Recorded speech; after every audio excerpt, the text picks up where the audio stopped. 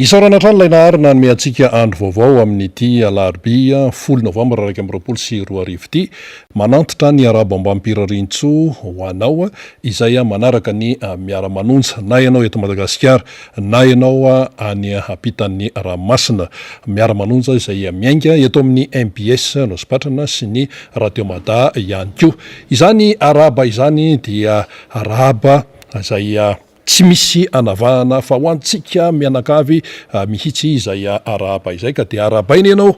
toy ny olo-mahery iady ianao homaro bioby ary aresy ianao homary mpanandratra ihany koa.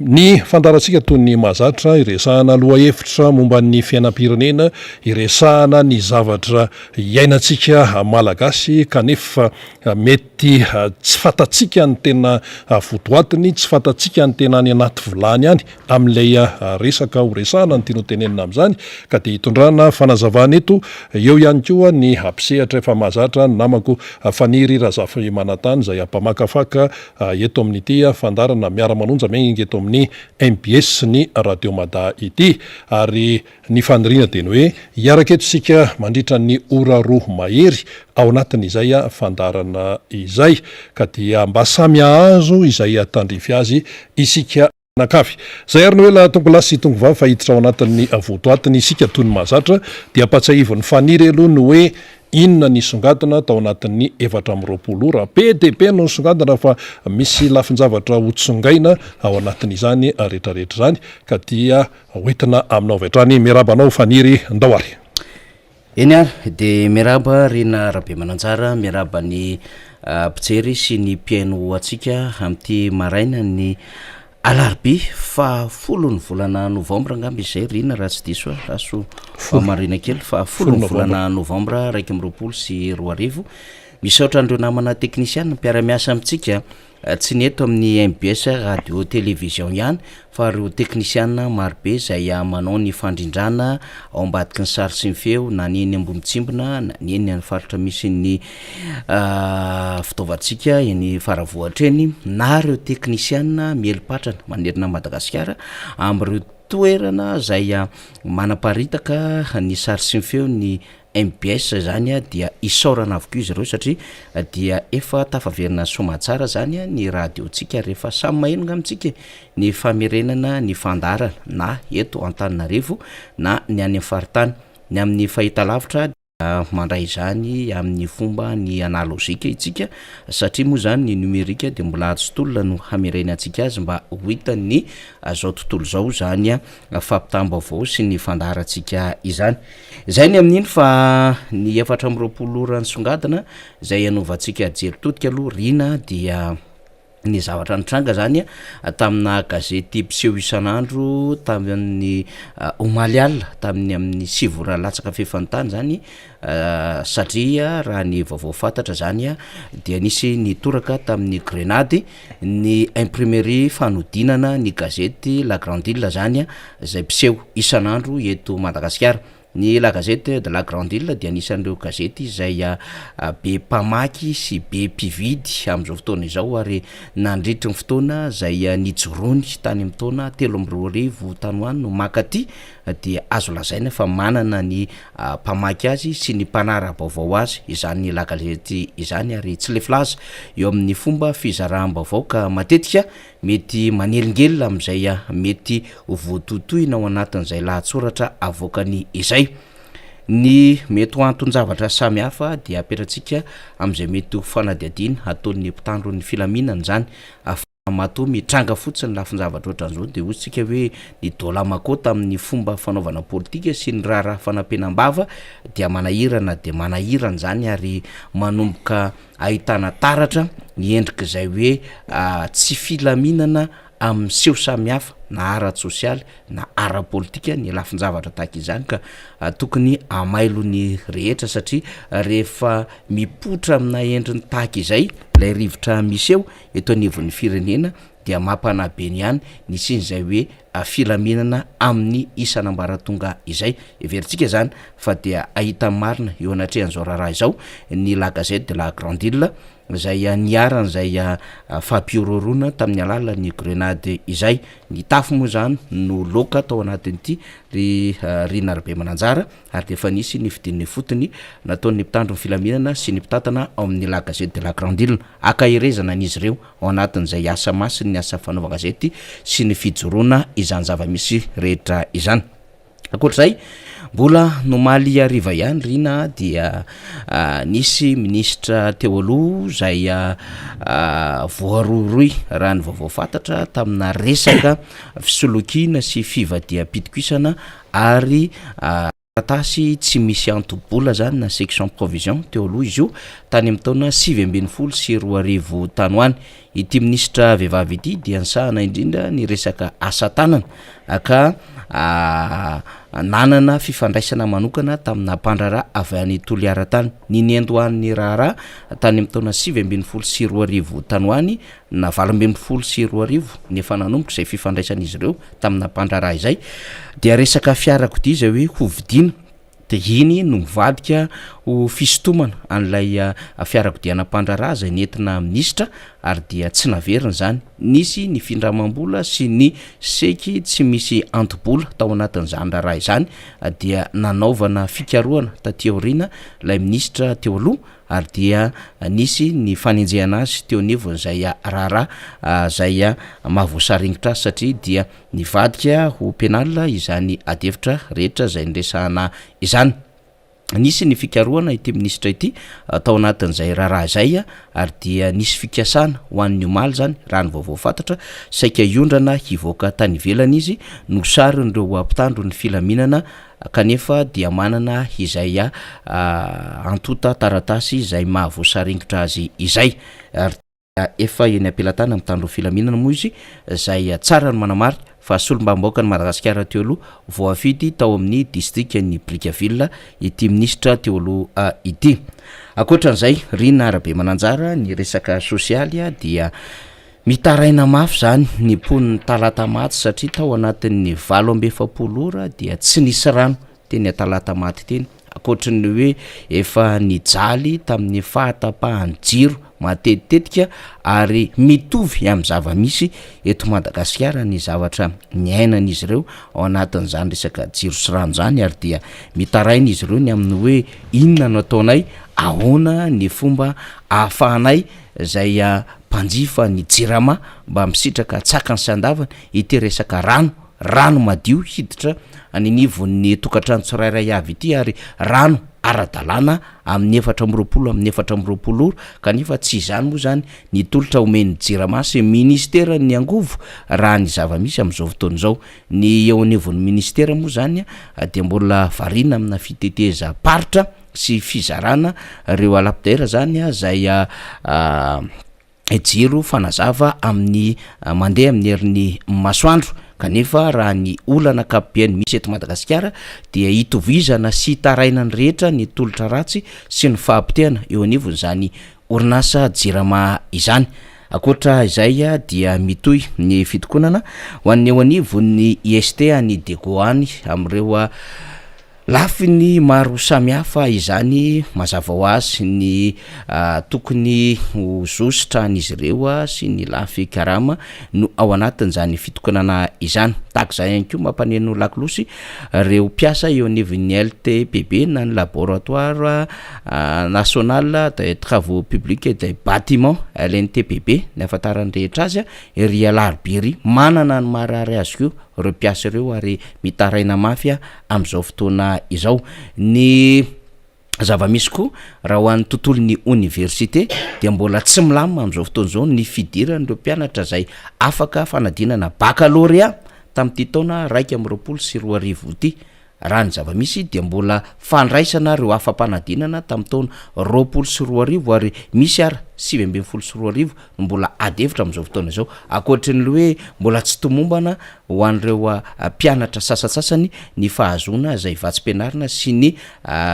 fampitaovana zay tokony hositrahan'izy ireo izay. Manaitra ny tompon'andraikitra amin'izany fidirana ho an'ireo mpianatra zay afaka fanadinana baccalauréat satria moa fantatsika fa efa miditra amin'ny taom-pianarana vaovao 2 sy 20 sy 2 sy 20 ny eto Madagasikara kanefa dia mbola tsy voaray eo anivon'ny université mpanjakana reo afampanadinana tamin'ity taona ity dia mampametra-panontaniana izany hoe raha raisina zany dia midika ho taona fotsina année blanche izany ho an'ireo afampanadinana baccalauréat 2024 ka mba maniry ny hiditra ao anatin'izany université mpanjakana izany. Ny université tsy miankana izay miroborobo eto Madagasikara moa dia fantatsika fa andaniam-bola be ny fidirana amin'izy ireny ary dia mifofotra ny ray aman-dreny ho amin'izany kanefa tsy ny rehetra no voatery atakatra ny sara-pisoratana sy ny sara ny écolage zany zay aloha amin'ireny université tsy miankina amin'ny fanjakana ireny ka misy zana-baoaka maro zay avy any amin'ny faritra maro manerina Madagasikara ihany koa mba te hisehatra amin'izany université zay reharehany Madagasikara izany kananjo raha ny zava-misy amin'izao fotoana izao vokatry ny tsy fahaiza mitantana sy ny tsy fahaizana mandrindra daholo zany rehetrarehetra izany dia mikatso zany ny tontolo ny fampianarana ambony ary miantso vonjy ireo mpianatra sy ray aman-dren'ny mpianatra ny amin'ny hoe jereo manokana zany za moa dia hoentina toy ny taraina rehetra ihany fa raha ny fomba fiasan'ity fitondrana ity dia azo lazaina fa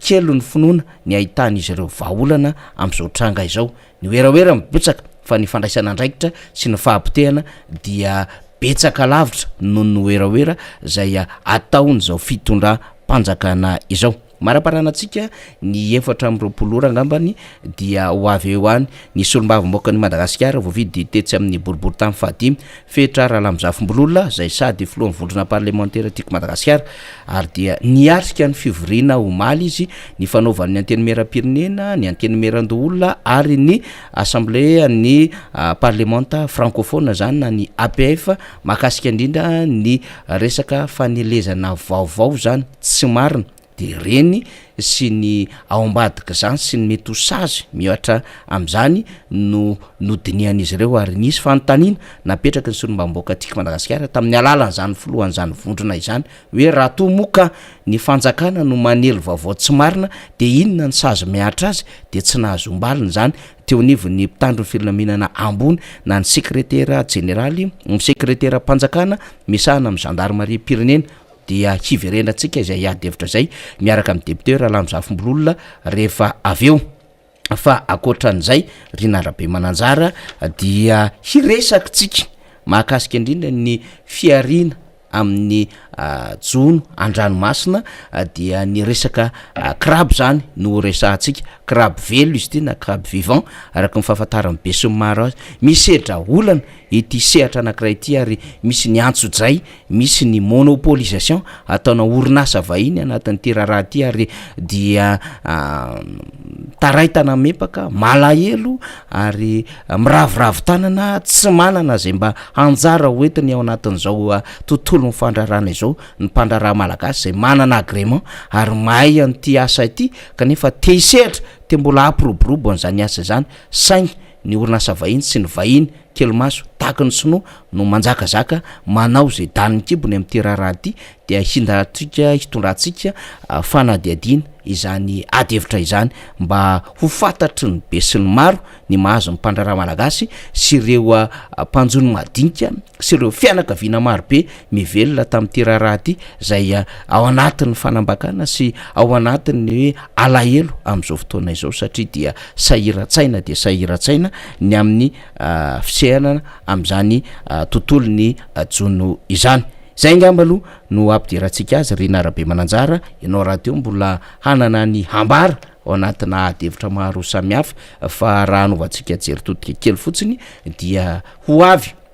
amin'ity faran'ny herinandro ity sy ho amin'ny herinandro mitsidika io zany ny campagne ny letchi zay mampalaza Madagasikara ao anatina produit mo zany resantsika izany de efa miomana ny tatsa ny mpanangom-bokatra ny mpandraraha indrindrandrindra any faritany Tomasinany am'izay resaka letchi zay ary dia manao ny fandaminana samihafa izy ireo mitondra zay ady hevitra zay tsika raha toka malaraka ny fotoana na izany na tsy zany de mbola tsy ho avelantsika ny tontolo mpifidianana sy ny mampatahotra ao anatin'izany fahadiova-mpifidianana izany de ny hoe tokony hilaina ny concertation nationale mba ahafahana mandinika ny amin'ny hoe ahoana ny anaovana an'io CNI io, ahoana ny anaovana an'io ACC io, ary ahoana no atongavana amin'izany fifidianana madio mangarahara ary azo antoka sy ekeny rehetra izany. De mbola izorany adevitsika mino arina fa ianao ihany koa de mbola anana ny fanadihadiana mahakasika amin'izay tontolo ny fifidianana eto Madagasikara izay.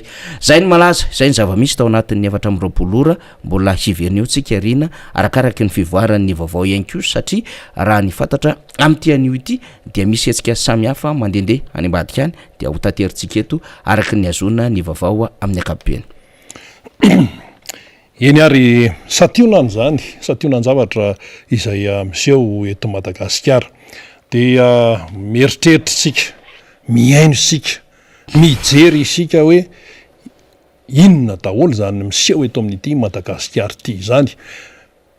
amin'izao fiatrehana ny fiainan'izao zany. Ny azo anambarana azy fotsiny de hoe tena sepotra ny firenena malagasy amin'izao fotoana izao.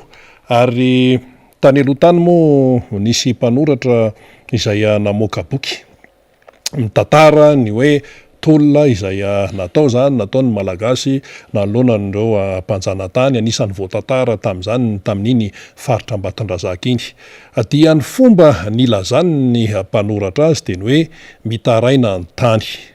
mitaraina ny tany. Zany hoe le tany mihitsy zany no miteny mitaraina, izy io tany io Madagasikara mihitsy no miteny zany hoe tena mitaraina mafy de mafy noho ny antony maro samihafa, ny antony fasairanana sy ny fijaliana tamin'izany fotoana zany hoe ady amin'ny mpanjanatany fa raha ny zavatra miseho amin'izao taona 2024 zao dia azo lazaina mihitsy hoe mitaraina ihany koa ny tany.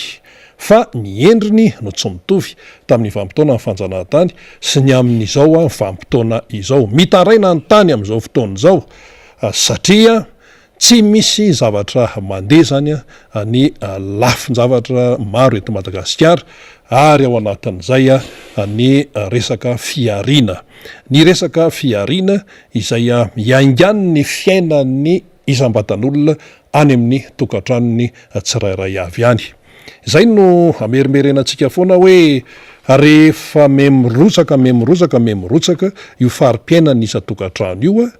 dia tsy misy firenena mandeha zany na aiza fa rehefa nona izy, rehefa tsisy asa izy, le olona ao amin'le tokantrano io zany rehefa tsy mitafy araka amin'ny tokony ho izy fa dia miaina amin'ny hoe izay tsotsotreny foana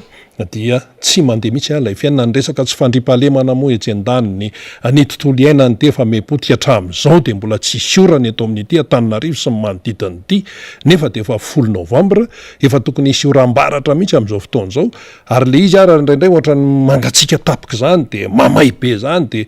de marary le olona, metsika daholo ny allergie, metsika daholo ty aretina tsy fantatra rehetrarehetra ity. Zany hoe zay ray zany resahana dia mandeha amin'ny tsy fahaleany daholo ny fiainan'ilay malagasika. Izay no mahatonga an'le hoe mitaraina ny tany ary mitombony io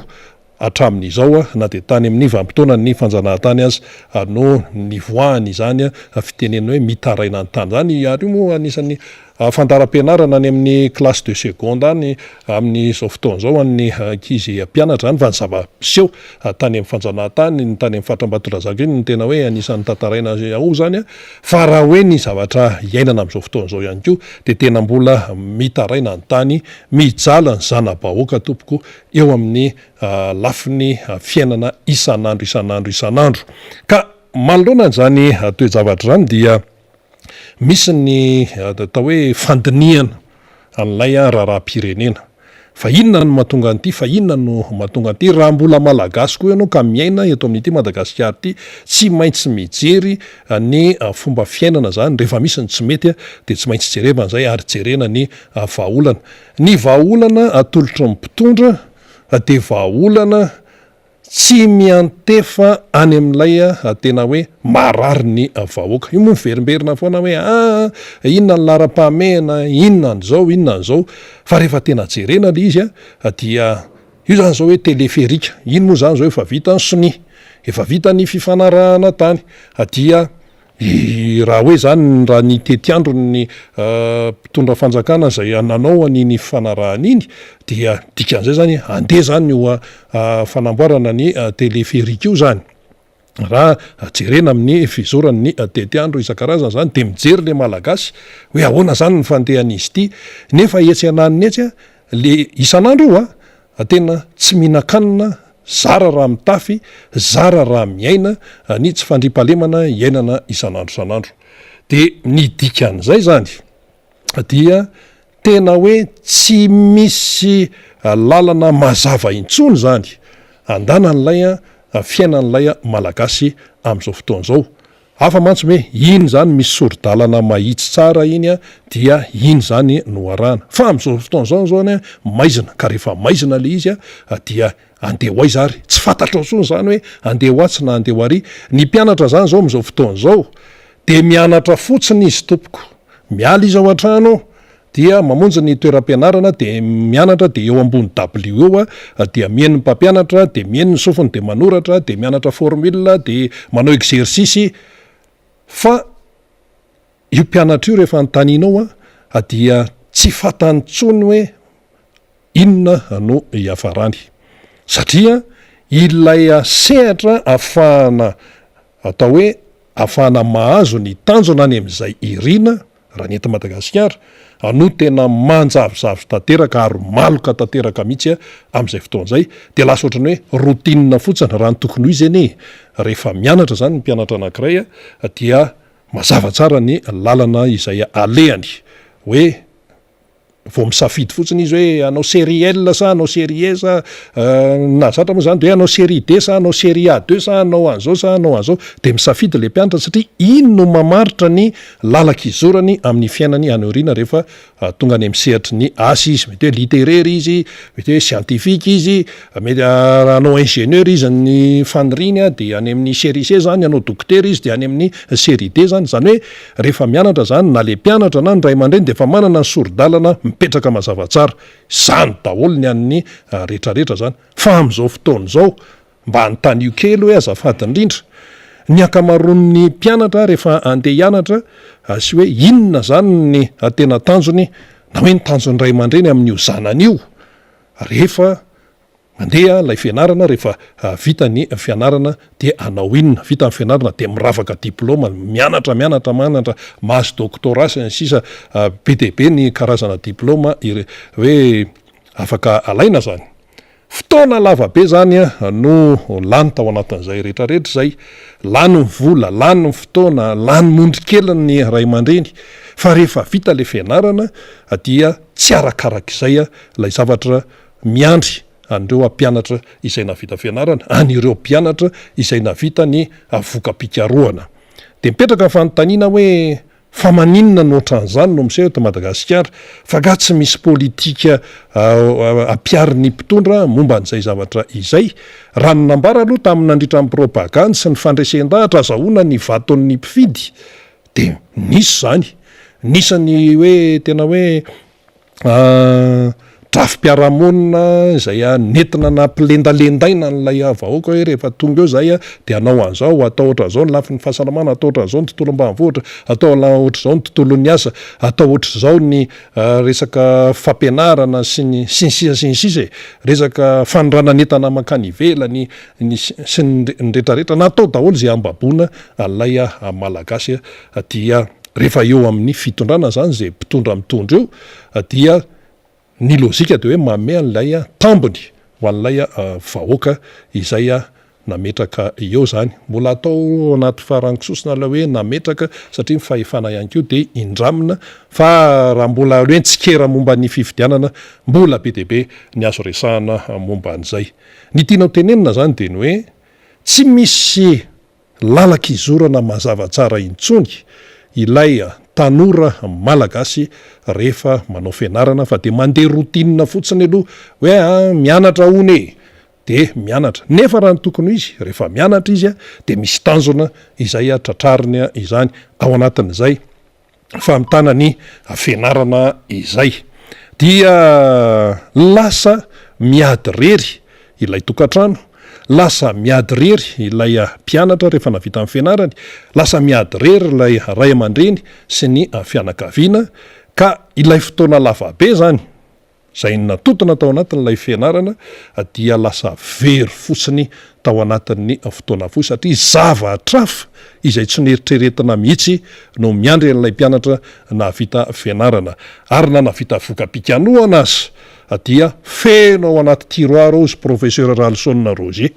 be de be ny mpianatra navita voka-pikaroana, nandaniny mondrikely, nandaniny vola, nandaniny mpotona fa ao anaty tiroara satria tsy misy ny ampiarana azy any amin'ny firenena mandroso tompoko ireny voka-pikaroana ataon'ny mpianatra ireny, de tena ampin'ny fanjakana na amin'ny resaka fambolena io na amin'ny resaka inona io de ampiny le fanjakana ao aminatin'ilay firenena ary zany no mampandroso azy. Ireo mpianatra ao amin'ny polyteknika amin'ny votovorony ireo ane raha reo fotsiny no raisina ohatra be de be ny mahay ao be de be ny mahay ary be de be no mahavita zavatra ary tena hoe afaka ampiasaina amin'ny fiainana andavanandro. Nanontany koa ny tenanay vao aingana vao tamin'ny herinandro ampitatana université privé eto Antananarivo, Tsotononko le anarany, dia zao ny tenenin'ilay ampitatana hoe tena ny tanorany ozy izy tena mahay, maro ny mahay ary maro ny tena manam-piniavana eo amin'izay lafi ny fikarohan'izay ary mahavitatra amin'ny farany alay fikarohana fa rehefa avy eo tsy hita zay anaovana an'lisy fa mipetraka fotsiny eo noho ny tsy fisian'ny enti-manana ary ny tena mampalahelo dia ny olo-kafa indray no manao an'ilay antsoina hoe mi-exploiter, mialatsiny amin'ilay fitenenana, manao mi-exploiter amin'ilay voka-pikarohana nataon'ilay tanora. De inona ny dikan'izany? Lay fikarohana nataony zany sy ny hoe ezaka nataon'ilay mpianatra dia petrapetraka fotsiny ihany fa tsy afaka nampiasaina akory. De ny trangafa ihany koa sao de tsy fantatsika fa ny any ivelany indraindray no mahita ny fahaizan'ilay malagasy dia sotominy any ivelany ireny elita malagasy ireny tompoko dia lasa any amin'ny firenen-kafa izy no mampiasa ny fahaizany, miteraka fahantrano zany. Saingy tsy metsy iny ilay tanora, tsy metsy iny ny ray aman-dreniny raha toa ka tonga amin'izany asehatra zany satria ilay fahaizana tsy maintsy ampiasaina fa etsen-dany moa zany tokony hanasoavana amin'ny Madagasikara de lasa ny firenen-kafa no migioka an'ilay atao hoe vokatry ny asan'ilay tanora malagasy. Be de be ny manam-pahaizana any ivelany any noho ny hoe tsy sitrapony ny andehany fa noho ny zava-misy eto Madagasikara dia izany no zavatra mitranga. Inona zany ny tiana tongavana? Ny fahantrana amin'izao fotoana izao ka mampitaraina ny tany, mampitaraina ny zanaka malagasy, mampitaraina ny zanam-bahoaka dia eo aloha ilay hoe tsy fahaiza-mitantana fao be. Iny zany efa iaraha-mahita iny dia miteraka ny fahantrana ato anatiny. Fa mahatonga ny fahantrana ato anatiny ihany koa dia ny tsy fampiaran'ireo manam-pahaizana ny fahaizany ahafahany mampandroso ny mpiray tany razana aminy, ahafahany mampandroso ny fireneny. Fa rehefa vita izay fianaran'izay de ny firenen-kafa no mitaty an'ilay fikarohana nataon'ny zanaka malagasy. Zay le antsoina hoe fuite de cerveau, mampahantra firenena tompoko. Ary izay atao zavatra izay dia asa na tsapan'ny mpitondra fanjakana na tsy tsapa satria zany raha hitsitsika ny resaka de hoe ny fahantrana dia misy antony tonga de hoe mahitsy sy hita eo, hita mivantana zany. Fa ny fahantrana ihany koa de misy antony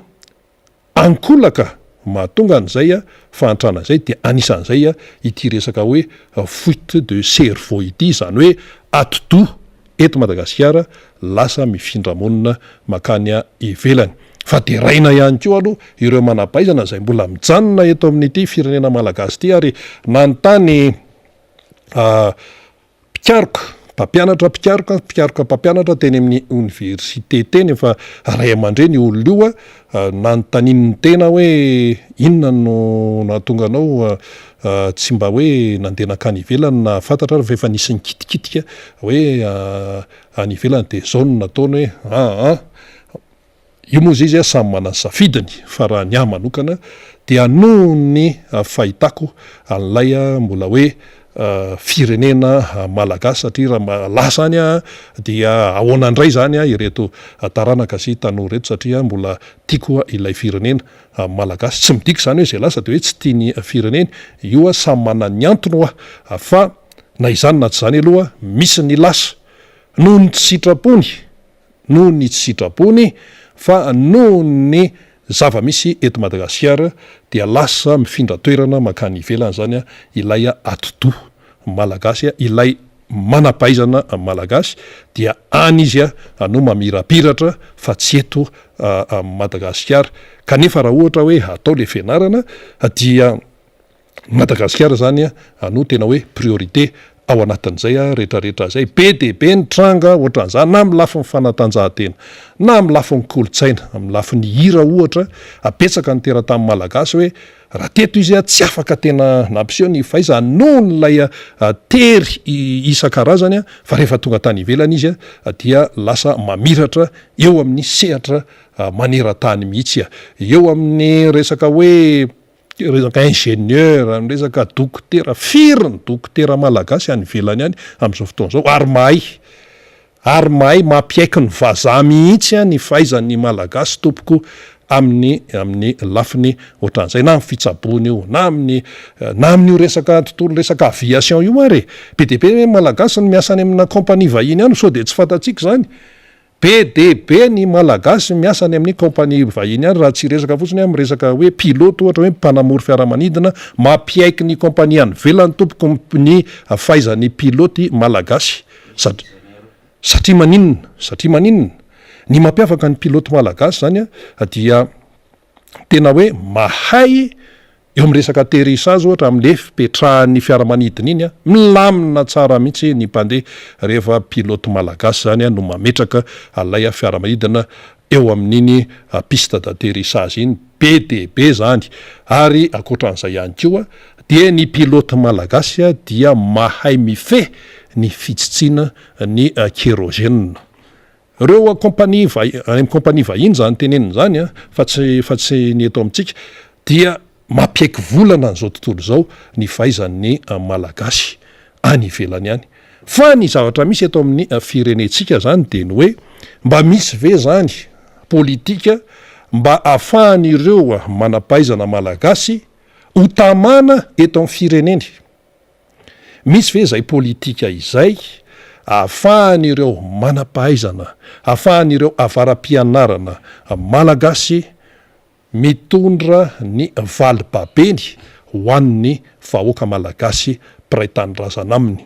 any amin'ny mpitondra no mipetraka zay satria nerany zavatra misy eto Madagasikara amin'izao fotoana zao de tena tsy mahatamany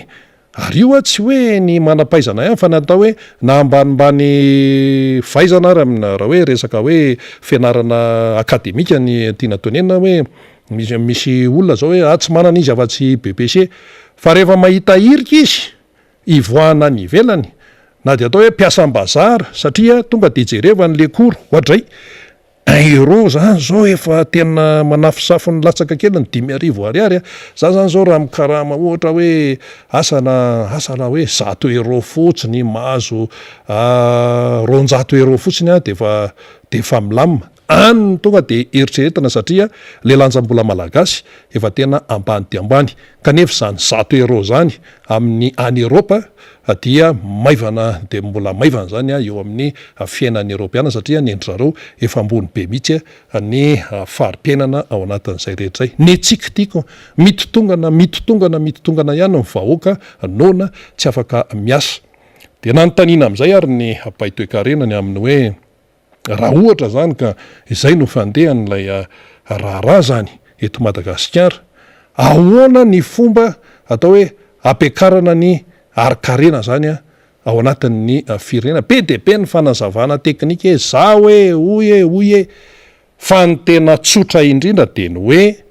rehefa marary io vahoaka malagasy io rehefa faharofo-lava io vahoaka malagasy io rehefa tsy misy fanafody afa mitsabo teny io vahoaka malagasy io de tsy afaky ny amokatra ko inona ny arikarena ho enjehanao eo ko ny vahoakanao raha marary lava zao ny tazo zao mamelindray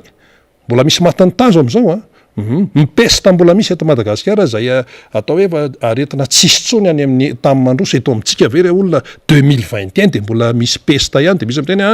aretin'ny avy rehetrany zany nga io vitan'izany fotsiny manasa tanana mila manasa tanana matetika fiarovatena amin'ny corona sns mariny zany fa ny réalité mba jereo ohatrinona mibidona rano am'izao fotoana zao hoe ahoana ny any atsimo any ve ianao ve raha hoe mitena mijery ny zava-misy hoe resaka hoe kere tsy fisiny rano de mandeha fotsiny fitenenana hoe manasa tanana sns tena ilainy zany ary zay tokony ho izy amin'ny resaka fahasalamana indray zay fa jereo ny réalité le rano ampiasain'ny malagasy any am'izao fotoana zao ka mbola krizy ny rano ampiasaina am'izao fotoana zao tompoko fa sao tsika tsy mahita afa-tsy neto Antananarivo sy ny manodidina fa neto raha mikaikaika avany any amin'ny faritra lavitra andrina rehetrarehetra any mbola takininona sy takininy ary eto amin'ity Madagasikara ty tompoko dia misy toerana tena hoe isolé tena hoe mitokamonona nisy olona satria nisy ty mba tantaraiko kely amintsika satria mety tsy azontsika tsaina le izy fa tamin'ny mbola na teo amin'ny fitondrana ny président Marc Ravalomanina tany amin'ny taona 7 sy 4 arivo tany angamba izay na tany amin'ny 9 sy 4 arivo dia izy moa ny président Ravalomanana mitety any Madagasikara ndraindray izy mandeha fiarakodia ndraindray izy mandeha hélicoptère ary any amin'ny toerana zay tsy tongana fiarakodia tsy maintsy hélicoptère ianao vao tonga any satria ianao mety raha mandeha amin'ny lalan-tany ianao zany ety tanety ianao mety miampita rano indroapolo vao tonga any amin'ilay toerana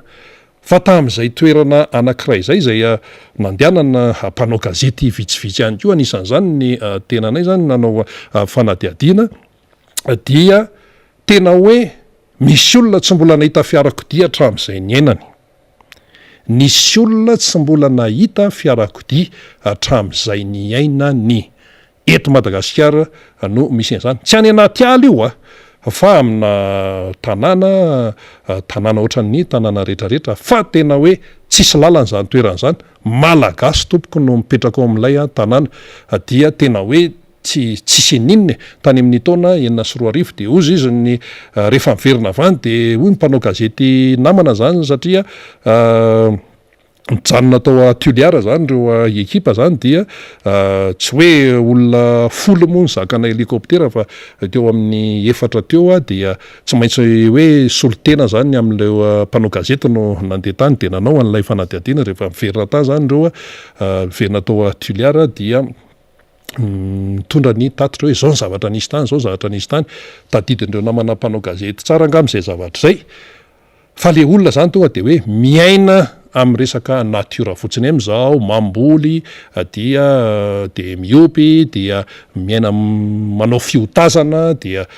ohatran'ireny le tamin'ny andro ny Tarzan reny ohatran'ireny ny fiainana eto Madagasikara misy ny zany zavany hoe misy olona tena fiarahamonina tena mbola tena hoe taraiky mihitsy zany amin'ny lafiny fandrosoana ka ny aty tanàn-dehibe raha taraiky vao mainka moa fa ny any amin'ny faritra tena hoe toerana faran'izay lavitra indrindra any mampametra-panontaniana daholo zany rehetrarehetra zany ka eto ny tenenantsika hoe ny vahaolana dia tsy maintsy aroso hatrany hatrany satria manoloana nyity fahasaranam-bahoaka ity zany de tena hoe tsy tokony ho jerena fotsiny am'izao ina moa zany no anisan'ny vahaolana aloha de tsy maintsy atao zay mba hoe mahavoky ny malagasy sakafo ara-pahasalamana fa resaka zany aloha fa raha ny tena izy ny zavatra tena misy de mbola tsy tonga am'izany mihitsy aloha fa tena betsaka ny malagasy no tsy mihinan-kanina am'izao fotoana zao ary ny fanadiadinany natao nahafantarana eto amin'ny Antananarivo sy ny manodidina ity satria moa ny tena mpanao gazety mandehandeha satria izay ihany koa no asa mpanao gazety ay zany re olona tena misy manao sakafo atoandro kafe sy mofo fotsiny kafe tsisy ronono fa le mangidingidy le tonga de le kafe am'izao de le siramamy amin'io mbola tsy afaka miady varotra amin'le mpivarotra hoe ampio siramamy ampio fa feran'le mpivarotra koa le siramamy amin'io le sotrokely efa tsy haiko koa reny sotrokely manara-penitra koa ny anaran'ireny sa inona fa ohatran'ny lohany kely fotsiny de zara raha mahazo siramamy de kafe sy mofo no hoan'le malagasy amin'ny atoandro be zany tsy mihinam-bary intsony. Ary rehefa tsy mihinam-bary ny sasa misy miteny hoe mihinana mangazo na mihinana vomanga tsy mihinana an'izany intsony fa kafe sy mofo no atao sakafo atoandro. Raha tsy mino an'izany sika dia mandehana midina eny anivon'ny fiarahamonina eny de mba antanio kely hoe azafady indrindra ireny lay mpitarika sarety ireny zany le tena tonga de le mitarika sarety ary ny entana hoentiny amin'io tsy zakana desevo mialatsiny fa tena zay ny zavatra misy fa tena matolony efadary zalamy manosika an'le izy dia zany no sakafon'le malagasy amin'le atoandro. Kanefa rehefa tonga amin'ny propagandy dia reny olona ireny no atao fakana vato izany. Zany no zavatra miseho ka matoa zany tenenina de mba atonga antsika heritreritra hoe ahoana tsara moa zany ty fandehany ty Madagasikara ity. Na hoe la naoaingana tsy maintsy ho tonga io resam-pifidianana io, na hoe la naoaingana raha mbola mitonontsika hoe firenena demokratika dia izay indrindra no hoe mba hisorohana ny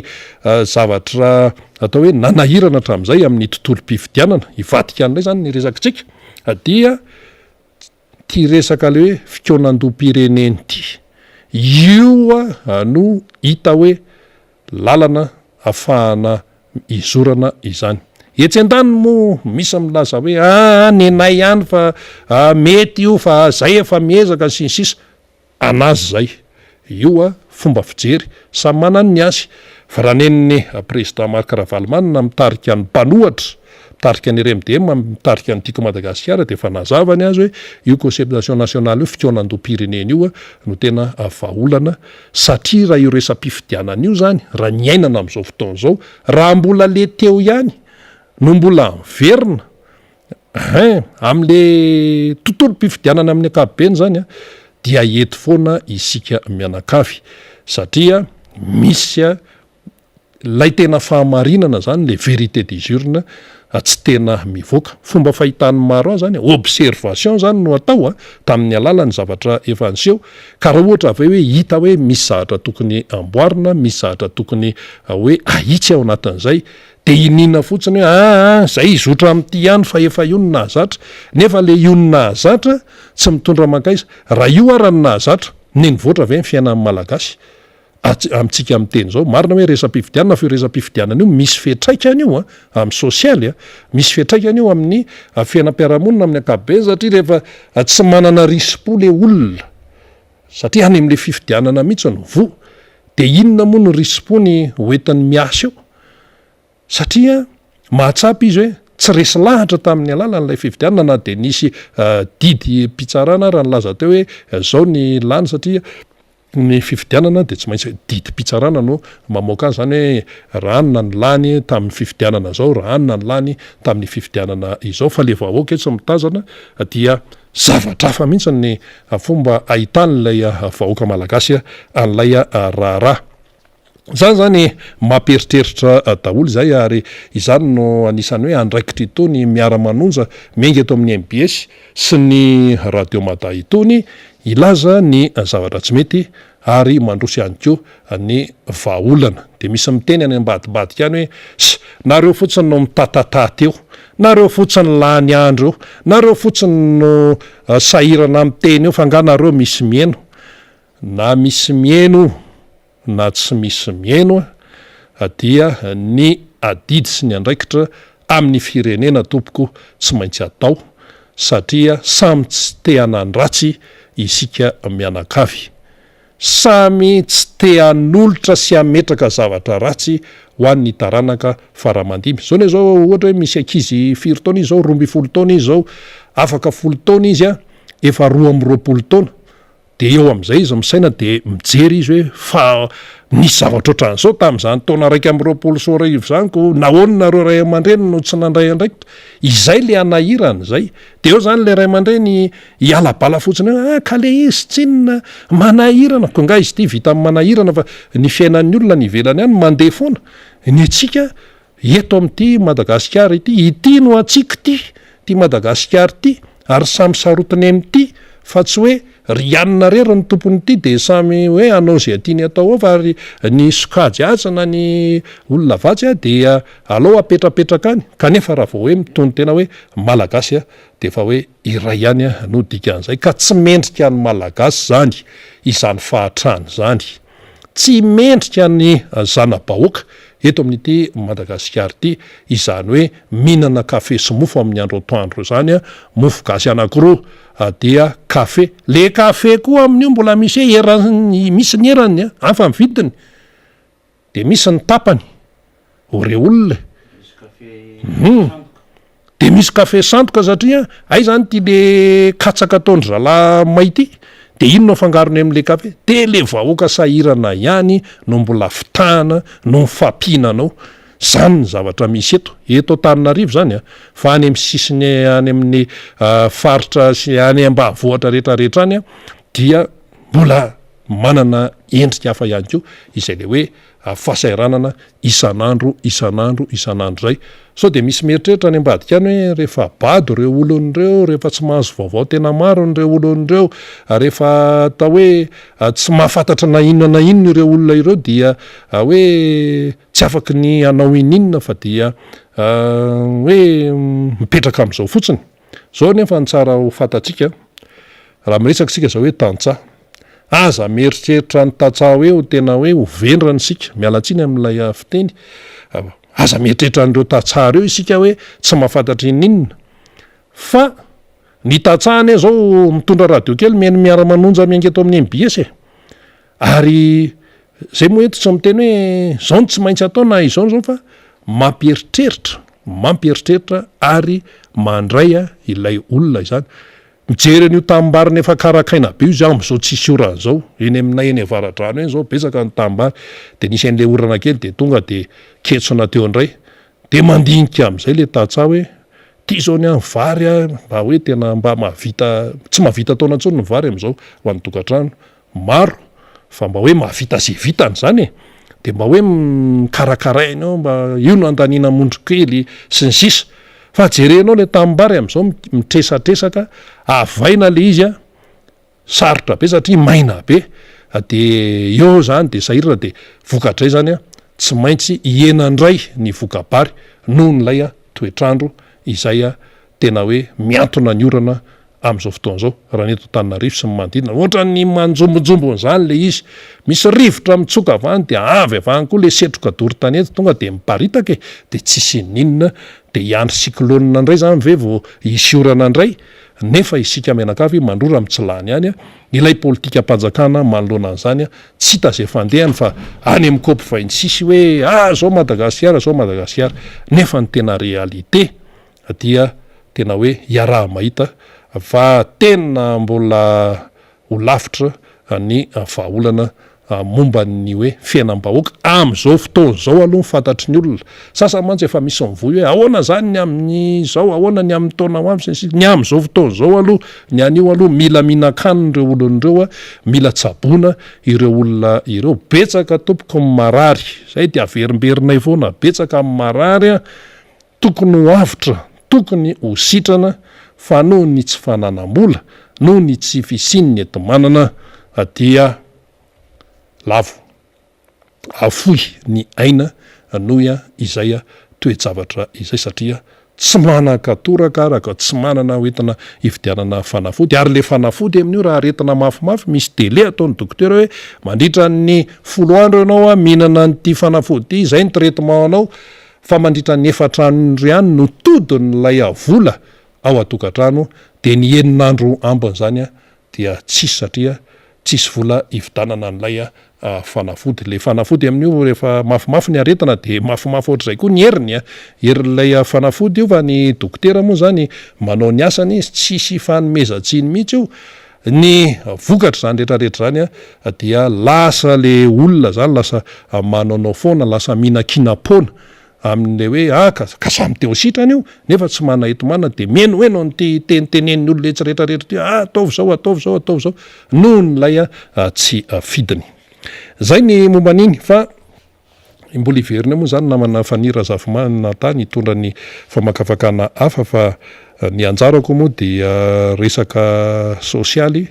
dia ho resantsika momba n'ity resaka hoe sarandalana ity. Nandeha ny fampahalalam-baovao zany fa hoe hisy fiakarany sarandalana amin'ny zotra nasionaly. De tonga de zao no nataon'ny mpiaino, zao nataon'ny mpijery, zao nataon'ny olom-pirenena. Maninona de hoe hisy fiakarany ny frais na ny sarandalana amin'ny zotra nasionaly. Zotra nasionaly zany makay zany ny RN2 zao mety tsy nanana any, mahatonga ny Tamatavy any, ny RN7 zao mandeha Menatsimo any, Ambositra, Fianaratsoa, Sakara, hatrany Toliara any zany ny RN7, de ny RN4 iny makany Mekandrefana any, makany Mazanga any. De ny RN3 Menavaratra mandalo amin'ny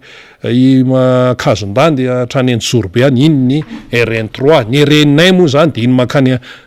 tsy didy iny ny RN9. De hiakatra ny sarandalana. Hiakatra ny sarandalana de samy mitsangam-bolo ndray de ahoana ndray zany, indrindra ireo mpandraraha zay atao hoe mpivezivezy, ny olona mpandehandeha ary ny tsy mpandraraha ihany fa samy manana ny antony hivezivezeny ny olona, de hoe hiakatra ny sarandalana. De misy iteny ndray ve zao hoe misy ambadika politika io, de misy iteny ndray ve zao hoe ny RMDM sy ny team Taryandravalomanana no mahatonga an'io. Satria raha vao misy zatra miseho ohatr'izany mantsy de zay foana ny ao an-tsain'ny sasany, fa ny sasany tsy mandiny tena mihitsy hoe sao de avy aminy zareo no tena antony mahatonga an'izay. Rehefa natao zany le fanadiadiana teo zavatra io tsy hoe vao zao akory ny hoe tao anatina 2 andro na tao anatina 3 andro de hoe andao akarany ty sarandalana ity,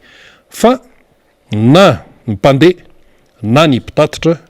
dia mifampila ireo, zany hoe mifamelona. Raha tsy misy mpandeha mata ny fitaterana, raha tsy misy ny fitaterana maty ny fivezivezena, mifamelona ireo zany. Ka raha vao ny anankiray voakitika de tsy maintsy misy fiantraikany ato. Rehefa ambany ny farim-piainan'ny olona tsy manana firaitsony izy de andeha tongotra izy, sa andeha inona, andeha teleferika, sa inona ary mbola lafo be zany raha oharina amin'ny farim-piainana.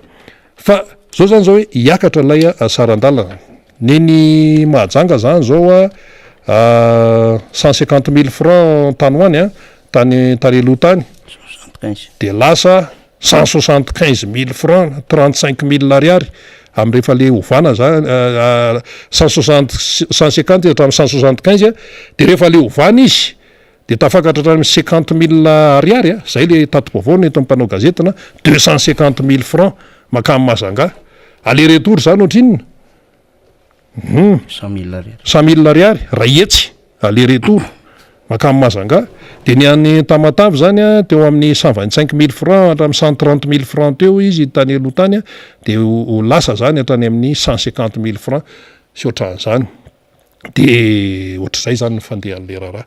De atao ilay fanadiadiana de hoe inona no mahatonga an'izany, de hoe le lalana ve vita tao anatin'ny adiny 8 taloha de zao lasa adiny 120. De kotiana le raha hoe makany Tamatavy de ampidirina koa le hoe fotoana ahafahana misakafo eny ao Tsapana sa aiza le fisakafoanany reny mijanony reny, de rehefa atambatra le izy de lasa adiny 120 latsaka kely any ho any zay vao tonga ny Tomasina, satria maninona ratsy le lalana, misy an'izany mandeha de misy lavaka be tapika zany. De raha ohatra zany le lalana vitanao tao anatin'ny adiny 8 de lasa adiny 120 am'izao vao vita noho ny faratsiany lalana, dia lasa misy adiny 3 fanampiny zany. Le adiny 3 ohany tsy mandeha rivotra am'izao le fiara fa mandeha carburant, mandeha lassance na mandeha gasoil, le dikan'izay zany mitombo zany ny fandaniana ao anatin'izay anatina anatsiny, de reny zany vita kajy daholo reny. De anisany atao hoe anisany mahatonga an'ireo mpitatitra zany hampiakatra an'ilay sarandalana. so ndray misy miteny kanareo koa zay zany ohatrany hoe mitongilana any am'le mpitatitra tsy zany mihitsy tsy mitongilana any am'le mpitatitra fa le zava-misy ny tenenina io lalana ratsy io zany anisan'ny tena facteur anankiray angezabea matonga an'izay ary rehefa ratsy ny lalana de misy fiatraikany eo amin'ny fiarakodia anontany io daholo ny mécanicien zay fantatsika eto Antananarivo eto fa misy zay loha nanao fanadiadina zay tsy de mahay momba an'izany fa manao fanadiadina de miteny hoe rehefa ratsy an'io lalana io misy voany amin'ny train avant transmission amortisseur lame tapaka de tsy maintsy soloina daholy any amin'ireny resort reny zany ny arbre ny demi arbre ville break zay pitsipitsiny ao amin'ny fiara ao zany rehefa ratsy ny lalana de misy tonga ny fahavoazana vola no miala am'izay dia izany toe-javatra zany no iainan'ny vahoaka malagasy etsy an-danindray zany lay mpandeha de tsy rehefa hiakatra io zany de tsy maintsy mamorona andray zany amin'ny hoe ahoana ny atrehana zay satria misy olona tena tsy maintsy mandeha fa tsy hoe ara miakatra ny saran-tanana de hoe tsy andeha raha vao tsy mandeha izy dia tsy mandeha ny fiainany tsy mandeha ny fiarikarena sy ny fiarina izay ataony zany dia zay lay zava-misy aizany fitondrana manoloana an'izany toe-javatra zany aiza satria any amin'ny aindehibe am-bahoaka daholo eny izany resaka tenenina zany de eto zany tsika menakafo samy eto satria raha reto ty le fanapa-kevitra mpitatitra ity de ho ataony io tena ho ataony io ary izy efa nyteny hoe amin'ny firmo izy iny amin'ny 22 novambra zany no apiarany an'io tarifa vaovao io zany hoe ilay tarifa zay hoe miakatra zany eo am'izay le hoe zotra nasionaly izay de iza no hitaraina an'le malagasy de ahoana zany any tsika tia de ety any isika mianakavy manoloana zany toe-javatra zany ka tena mila mieritreritra tsara ary mila tena hoe mandinika tsara amin'ny fiainam-pirenena amin'ny zao fotoana izao fa tena sahirana ny malagasy ary tena le fitenena nataony any ivelany any eny tena mahamenatra mampisitrika any ambany latabatra zany ambany fandrina zany ambany inona fa nitenitenenindrareo de hoe Madagasikara pays le plus pauvre du monde misy amin'ny pauvre fa misy amin'ny plus pauvre itsika zany any am'le plus pauvre zany hoe tsy mahantra ntsony fa tena raha dika amin'ny teny malagasy de hoe farahidiny le farahidiny mbola mafimafy ny lanjan'izay noho le hoe mahantra fa le tena hoe farahidiny zany efa tena hoe tapina ny domy dia eo hoe pays fragile marefo zany dika zany fragile zany hoe marefo inona koa malemy sy ny sisa dia hitantsika am'izany fa tena mahamenatra ilay toedrara izay misy eto Madagasikara am'izao fotoana zao kanefa nazanona zany dia tsy afaka ny hoe ho kivy mihitsy tsika manoloana an'izany toe-javatra any satria atsika mianakavy ity Madagasikara ity ary raha mbola hoe manataranaka ihany koa de tsy maintsy mieritreritra ny hoavy izany manoloana an'izao toe-javatra izao. Efa tazanao ny député fetra zay voafita tamin'ny alalany tiako Madagasikara tao miboribory-tany fahadimy ankoatra amin'ny député azy moa zany ao amin'ny temeram-pirenena ao koa de efa antsona ihany koa zay Andriamatoa président hoavy any zao Andriamatoa président ny vondrona parlementaire dimy satria efa nisalotra an'izany anaran'izany ndray izy amin'izao fotoana izao dia namana fanirina zava-manantany zany no anoy ny famafakafakana ary hiaraka ihany koa amin'ny député président fetra ndao ary namana faniry eny ary maro de maro ny zavatra netiny rina rahabe mananjara tamintsika teo zay ny amin'ny endriky ny zava-misy ara-tsosialy ny fomba fijery sy fiainana akapobeany zava-misy lecture socio-économique ny zava-misy iainany firenena am'izao fotoana zao indrindra ny impact nyty hoe hiakatra ny saran-dalana resahana any koa mikasika indrindra ny endriky ny fifidianana ho afaka mahazava-dehibe an'izany concertation national izany de nentina matsika Rina Rabe Mananjara tamintsika teo fa ambadika moa zany député Fetra Ralamzavombololona fa mialohan'izay angambany Rina Rabe Mananjara am'izao tsika am'resaka zao zany de manao fihetsiketsehana ireo mpivarotra eny Anosiala anatin'ny district Anambohidratrimo zany ny mahakasika indrindra ny amin'ny hoe fanesorana azy ireo satria pavillon 10 ny fivarotana eny Anosiala eny ary marobe ireo efa nisehatra tamin'izay asa fivarotana izay ka dia misy ny fanesorana eo anivon'ny commune na Anosiala Ambohidratrimo amin'izy ireo dia manday izay fanesoran'izay izy ireo no ny antony maro samihafa ary tsy misy izay tena hoe fifanantonana fifampiresahana izay fa raisin'izy ireo hoe tony ny zavatra anterisetra ary tsy misy vahaolana mifandraika amin'ny fanesorana zany fa amorona zay tsy anasa vaovao zay efa ampolo taona ny teo amin'izany toerana izany reto mpivarotra ireto ary dia nanao ny fampahafantarana samihafa teny amin'ireo ambaratonga pahefana nanaitra ny amin'ny zavatra zay miantra amin'izy ireo ao anatin'izao hoe fasairanana lalina firenena izao no misy fanesorana mpivarotra amin'ny toerana misy azy ary dia overy asa overy fidiram-bola ary dia hanamafy ireo tsy anasa zany ny zavatra iainana indray satria dia mamelona fianakaviana Amanarivony ireto tsena ery Anosiala ireto ka misy ny fihetsiketsehana zay ataon'izy ireo manaitra ny tompona ndraiky pahefana rehetra zay tandrefy izany ary dia misy ny fitondrana zay banderole izay zany ny hiresahan'izy ireo ny amin'ny hoe zao ny zavatra manjoanay zao ny tarainanay everitsika fa isy ny mpanao gazety anao tatitry ny zava-misy any toerana zay ho tonga haram-potoana ihany Rina Rabe Mananjara fa eo am'setriny zay hoe asan'ny mahasolomavamboaka izay ko fatatsika moa zany fa any ampitan-dranomasina any am'izao fotoana zao ny solomavamboaka Miara Manonja miaraka amin'ireo délégation zay miaraka aminy avy amin'ny parlementa malagasy ka taorian'ny fivoriana zay natrehan'izy ireo zany izy raha teo moa dia anisan'ny ireo pitarika zany ny eo anivo lay hoe groupe d'amitié parlementaire Madagascar Grande-Bretagne ao anatin' zany ary pitarika an'izany ny député Miara Manonja ny fandehanana na ny fitsidiana sy ny fivoriana tahakan'izao dia ahafahana manaroatra satria ny firenena Britanika zany ao anatin'le Royaume-Uni no mandray an'le fivoriany ny COP26 any Glasgow any Écosse any zany Scotland dia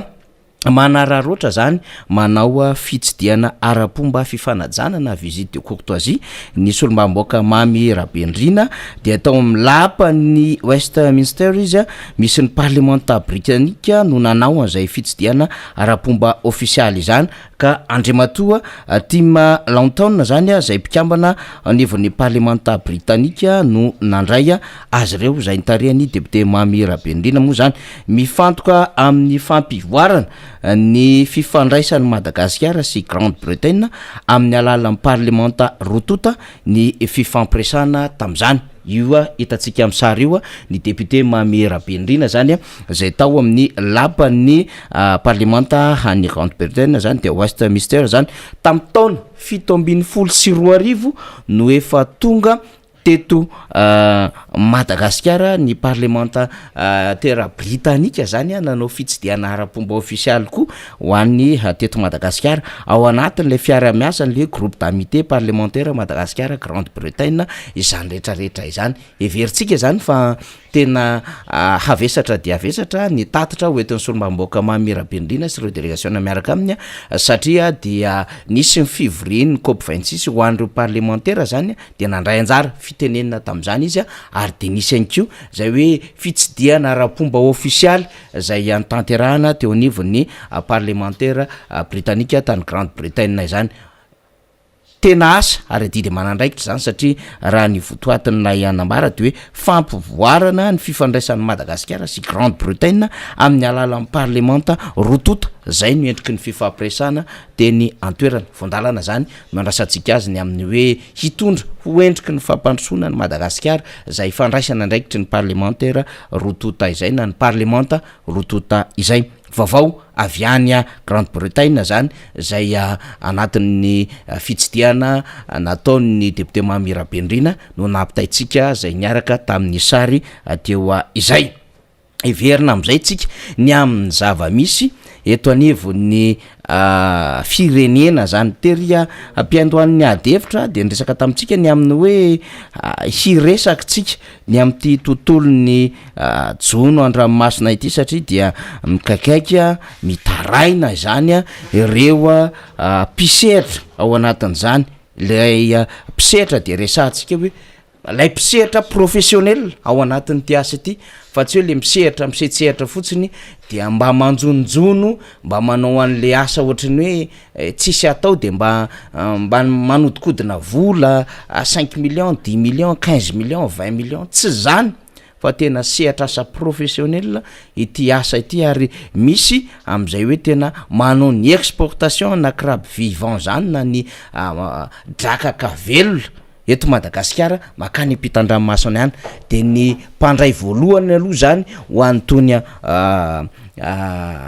vokatra zay azo avy amin'ny arenan-dranomasina eto Madagasikara ity zany de ary zareo sinoa zany reo firenena aziatika amin'ny alalan'ny Chine no tena mandray an'izay de eo zany le olana samihafa sedrain'izy ireo satria dia ao ny efa nanao an'izany asa zany nanomboka tany amin'ny taona 2024 tanoany ao no nanao an'izany asa zany mety efa talohan'izany ao no nanao an'izany asa zany mety taty aorina kelin'izany adevitra resantsika zany kanefa dia misy mpandraraha zay mahazo vana kokoa zany amin'ny fitondram-panjakana dia lasa manery na manary asina lay mpandraraha malagasy zay tena mahay an'izany asa zany ary miezaka ny anao an'izany asa zany dia ny zava-misy raha ny fanadadiana sy ny angom-baovao natao teto sy teroa dia tena fantatra raha ty drakaka ty fotsiny resantsika de hoe vola be tsy toko tsy foroana ho an'ny kitapom-bolan'ny malagasy izy ty ary kitapom-bolan'ny Madagasikara raha ho an'ny eny anivon'ny trésor public zany ho an'ireo etra samihafa zay alohan'ireo mpandraraha ao anatin'izany raharay zany ny matetika moa zany de hoe anoany amin'ny volana oktobra sy jolay na volana jona oktobra any ny saison an'izy ity satria marina de hoe misy mandavataona ny drakaka ho an'ny eto Madagasikara fa misy ny fametrahana am'izay hoe fotoam-panjonoana izay mo amin'ny fandaminana eo anivon'ny ministera foibe zany rehetrarehetra izany dia misy reo malagasy mpandraraha ozytsika nanana sy nahazo ny agrément ao anatin'izany mba hitrandraka ary anao an'ty azy ity de ao anatin'izay zany misy lay fanomezana fahazondalana anatin'lay licence ny exportation na fahazondalana anatin'lay permis mba hahafahan'izy ireo manao an'izany fanondrana izany ty asa fanondranana ty drakaka ty nefa dia tsy asa mora fa tena asa tena mitaky tena fotodrafitrasa manaraka ny norma zany na manaraka an'izay tena hoe takiny ny tsena iraisam-pirenena zay mihitsy de miainga avy aty amin'ny fomba fanjonoana amin'ny alalan'ireo fitaovana zay zaraina amin'ny mpamboly madinika miainga amin'ny fomba fangalana ny vokatra zay eny amoron'ny ranomasina ary ny fomba fitaterana izany any amin'ny toerana zay ametrahana azy dia ananana lay fotodrafitrasa lehibe zany de amin'ny alalany ny fotodrafitrasa zay hametrahan'ireo mpitrandraka sy mpanondrana izany no hitsarana ny fanomezana zay agrément zay zany na fahazondalana hitrandraka zay sy anao an'ty asa ity ho an'ireo mpandraraha zany ny zava-misy amin'ny akabeny de hoe saika ny vahino mahazo vahana ao anatin'izao raharaha izao ary tao anatina taona vitsivitsy izay dia mibanana orinasa vahiny izany sehatra zany ary dia tsy nahazo rariny teo anatrehan'ity asa ity ny malagasy zany raha ny tena fandehany vaovao azitsika am'izao fotoana zao tsy mbola ho resantsika androany izy ireo orinasa vahiny 5 ireo zay tantanina sinoa ary mahagaga ao anatin'le izy dia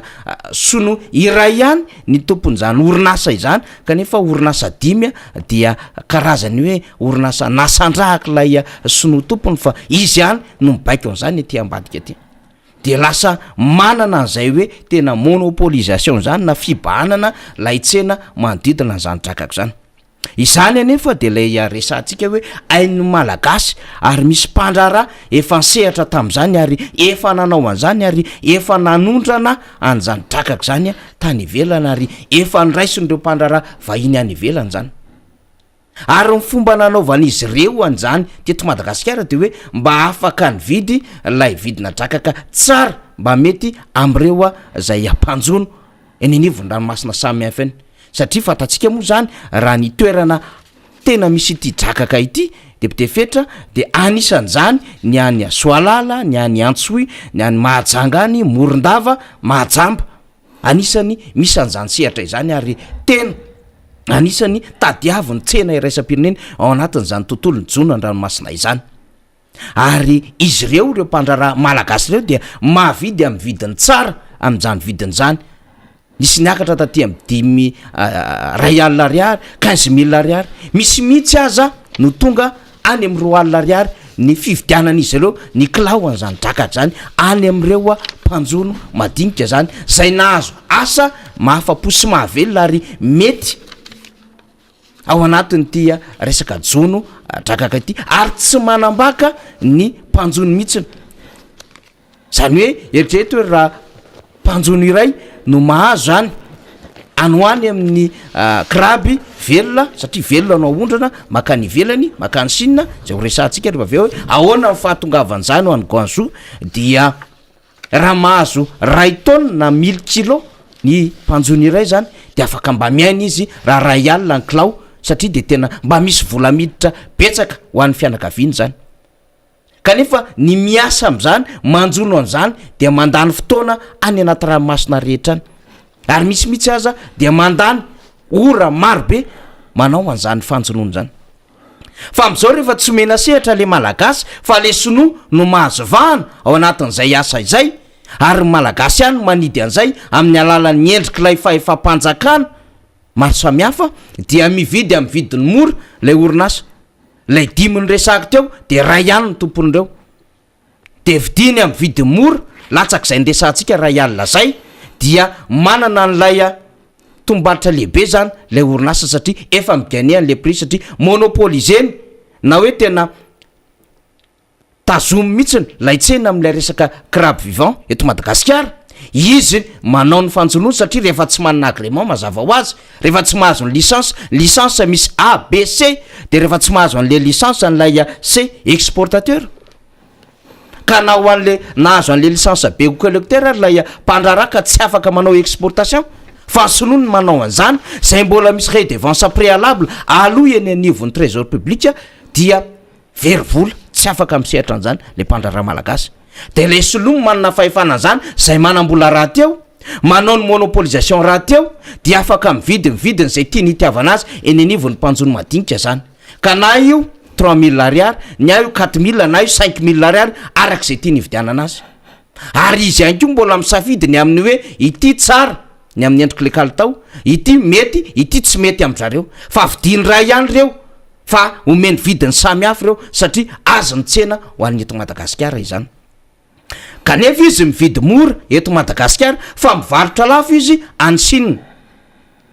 $18 eo ny vidina ny kilao an'izany crabe vivant izany nefa ny lalan'izany eto Madagasikara raha resahana amintsika de hoe raha ohatra zany miala ny Soalala de mbola misy niezaka sy dingana samy hafa ataon'ireo mpanjono ndao ataontsika hoe Soalala ny ohatra raisitsika am'izany satria misy an'izany vokatra crabe zany any am'izany toerana zany ary tena manana fifaliana tsy roa amatany ireo mpanjono am'izany satria niaraka tamin'ny mpandrara malagasy de hoe afaka ny velona sy ny aina fa tsy mifanambaka fa mifampitsinjo fa rehefa tonga ny vahiny zay izy ihany misehatra am'ty sehatra ity ho an'ny eto Madagasikara ry manao ny ataona mampiteny ny anarany dia lasa mividy amin'ny vidiny mora kanefa tsy mora ny lalan'ireny raha mialo Soalala reny tonga ao Mahajanga de ao reny mbola karakaraina esorina mifotaka diovina mbola mena rano sotroina mena sakafo hanina miala eo reo tonga ny vato mbola misy ihany ko ny fikarakarana izy ireny de zay vao aondrana afretena hoentina amina cargo makany Guangzhou ary ny consommation tadiaviny zany tsena lehibe any Chine zany voatonga ny fiaramanidina zay hitondra an'ilay kraby avy aty Madagasikara zay manodidina ny eo amin'ny 50 tonnes eo ny vokatra zay voangotsika matetika amin'ny akabeany zany isan-kerinandro fa misy moa miopapana am'izay any amin'ny 100 tonnes par semaine ny azon'ireo orinasa vahiny ireo kanefa le kraby tsy maintsy tandremana ny amin'ny hoe tsy ho lany tamingana ary mba afaka iaina tsara zany satria biby kolokolotsika ihany koa zany natirana sy tiana kanefa tadiaviny tsena resam-pirenena fa rehefa tonga goanzo tompoko zany kraby avy aty Madagasikara kraby vivant zany eritrety hoe firenena lehibe ohatrany siny efa miaoao ohatran'izao reo tompona hôtely mpandrara miandry an'izany tsy latsaka manodidina ny 13-15-18 dollars ny kilo an'izany rehefa tonga ny Chine ary miandry ireo tompona hôtely reo de tsy ampy le famatsiana tonga aty Madagasikara am'izany lafin-javatra zany ny antony tsy mahampy azy satria betsaka amanarivo nireo hôtely lehibe any Chine zay ty an'izany kraby sauvage zany eto Madagasikara tsy le akoa izy le ompiana fa le tena sauvage le bio le any anatin'ilay toerana anatin'ny ranomasina zany hoe le mpandrara zany mividy amin'ny vidiny mora eto Madagasikara zay mahazo ny tombony am'le vola efa miasa eto Madagasikara raha ohatra ka misy mividy 10 000 ariary na 15 000 ariary ny kilo teo aloha izy mety hividy 3 000 na 4 000 na 5 000 ariary efa mahazo tombony izy eto Madagasikara satria monopolise ny tsena fa izy mivarotra any koa mbola mivarotra lafo mahazo tombony izy ka eritrereto raha ohatra ka $1 no tombony azo avy amin'iny kraby amin'ny kilao iny ohatra hoe mivarotra $13 ohatra satria zay na zatra mpandrara malagasy teo aloha $18 izy am'izao fotoana zao misy elanelina $5 fa raha mivarotra $13 fotsiny ka mahazo tombony $1 mpandrara malagasy zay mahazo quota 1000 tonnes ohatra zany hoe 1000 tonnes fois 1000 kilos 1 million de kilos zany de mahazo 1 million dollars zany $2 zany tombony fotsiny ao anatin'izany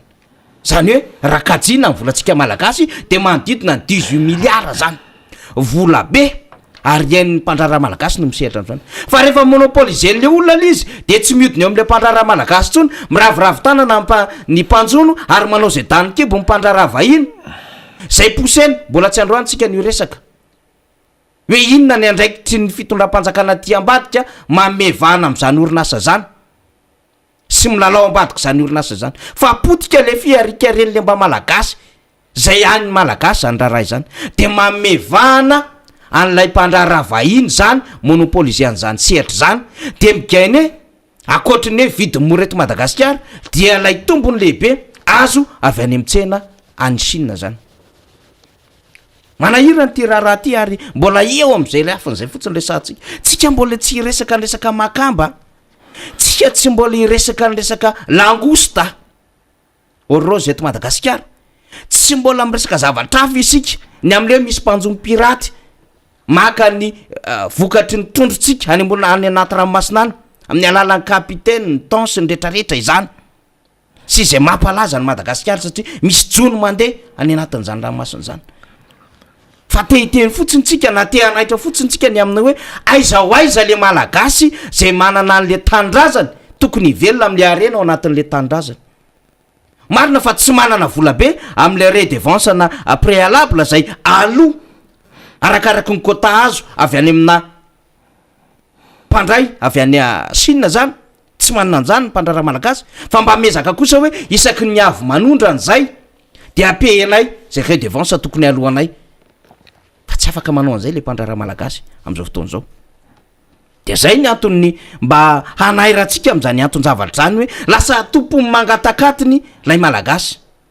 resaka arenan-dranomasina zay resantsika zay fa fatatsika zany fa iainany any amin'ny grande mine sy ny petite mine zany fatatsika zany fa iainany any amina resaka immobiliera zany resaka tany sy ny sisa izany hoe iza ny manana fahefany nanao remblesiny nanao ny deblé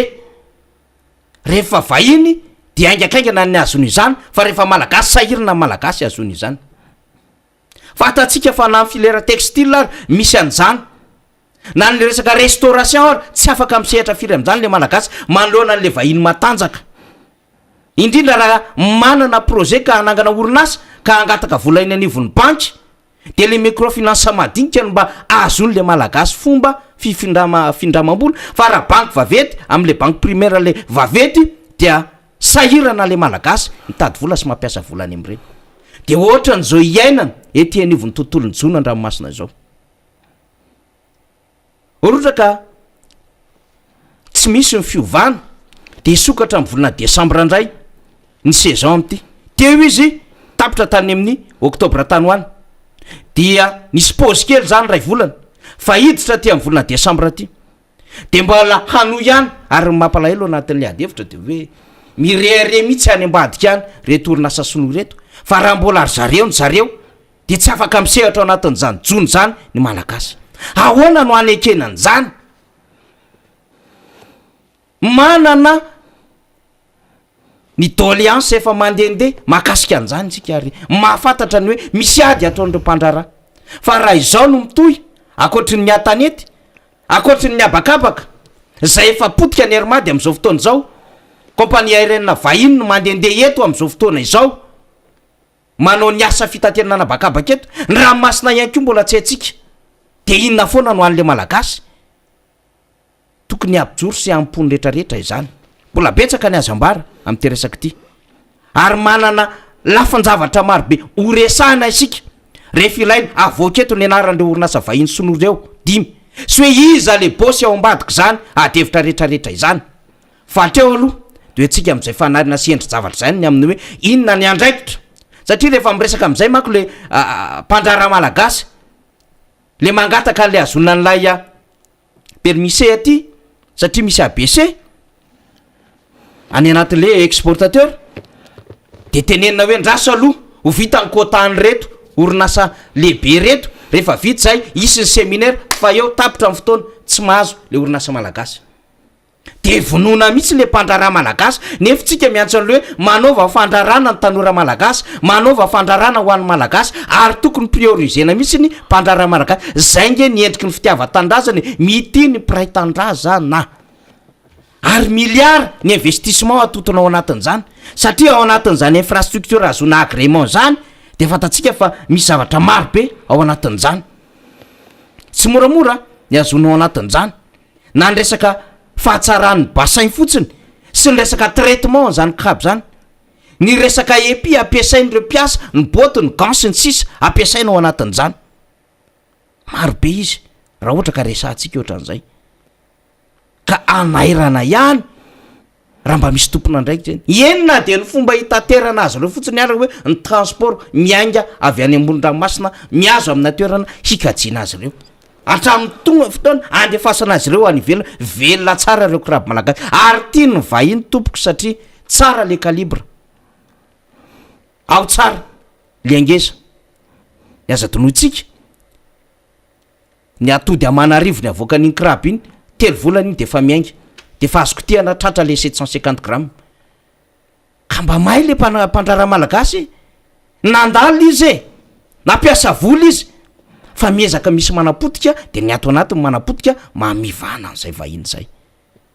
ary perta amina vola amina milliard de milliard satria tsy afaka misehatra ao anatin'izany azy zany manaitra zay mety ho tompona ndraikitra afaka andinika amina lafinjavatra ohatran'izao ary zay le souveraineté économique zay tokony ananandrehetra sy lay ampimpo-pirenena hoe tandrazanay ty omeo fahafahana malagasy velona rehefa hainy le asa tsipony tady ndatadroko ny omby atsipony teny eny ampomy malala mbola hotoizantsika io fa tsy ajantsika eo satria mitoy ny fanadadiantsika mahakasika anty resaka crabe vivant ty mbola zay ho any resantsika tsy mbola amresaka makampytsika tsy mbola amresaka langosta atsika tsy mbola amresaka trondro zay jonontsika tahaky ny kapitaine sy ny tansiny sisa mampalaza madagasikara na ny resaka sardine io fotsiny ary tantara mbola hafa ndray zany fa mitovitovy endrika daholo zany resantsika rehetra zany fa velantsika eo aloha zany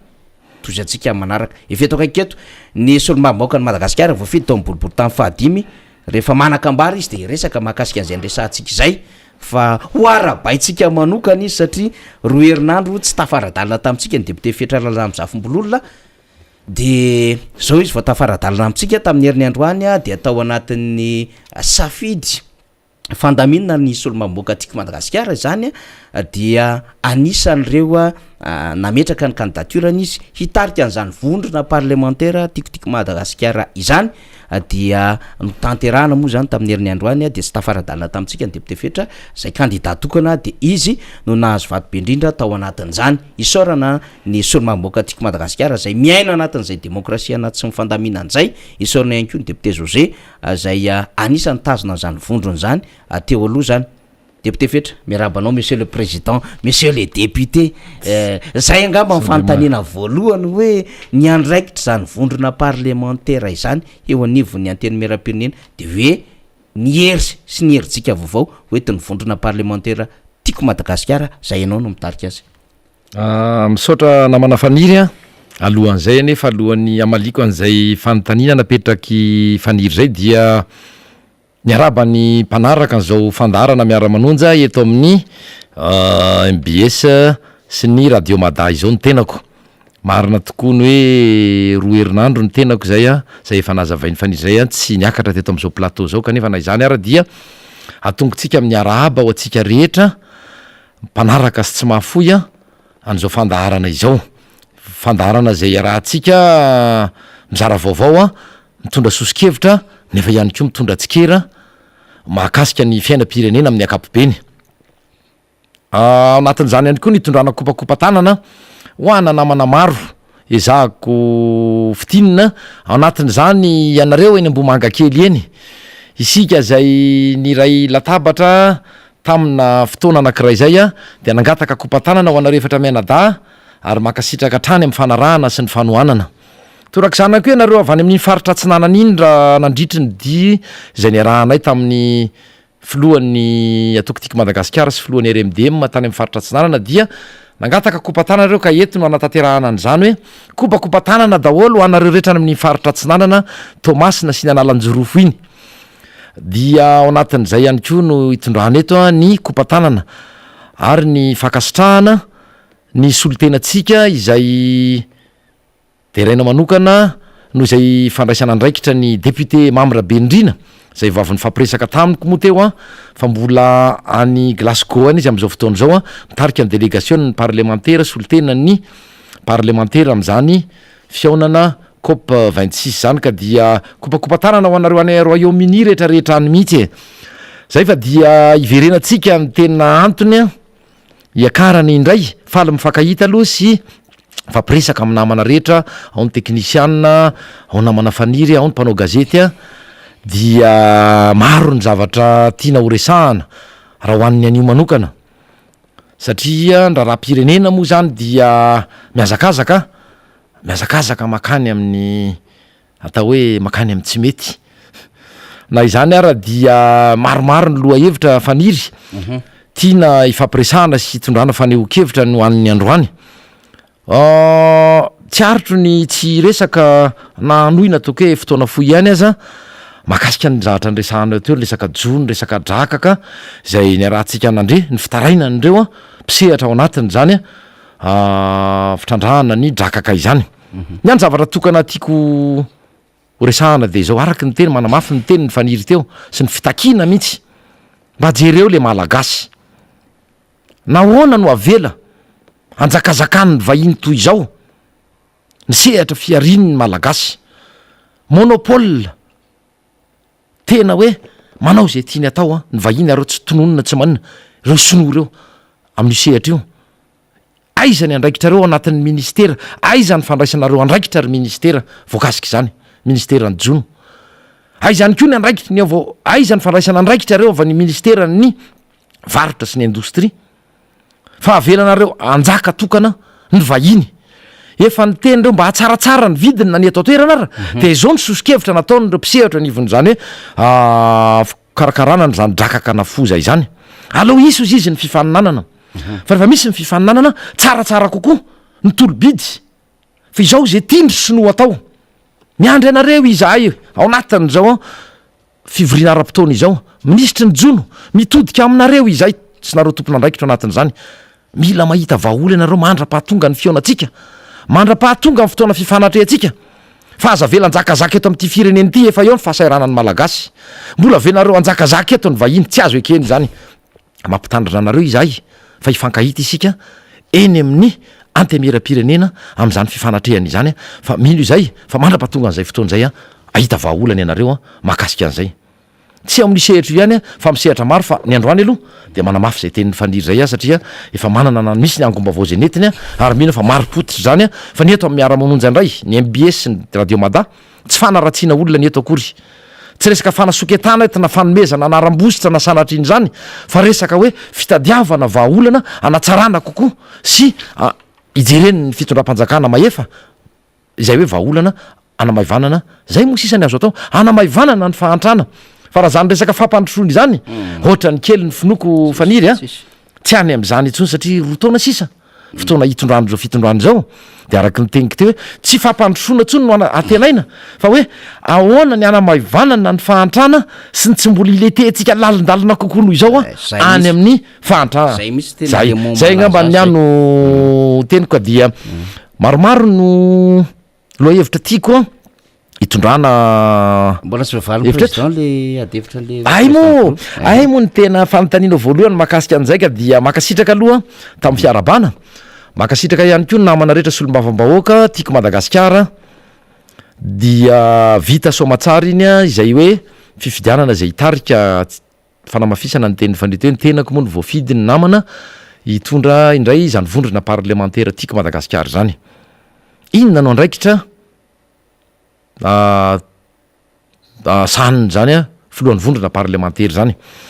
dia maromaro moa ny tato nisy ny tao an'eritreritra nijery ihany koa tany am'ireny antemiera sy parlemanta manery atany reny nefa nisy koa ny andraikitra izay nitsindriny manokany ny filohany atoko de président Ravalomanana izany voalohany indrindra am'izany ny ao anatiny hoe izara zany filohan'ny vondrona parlementaire timma izany ao anatin'ny antemera-pirenena izy no mitondra teniny atoko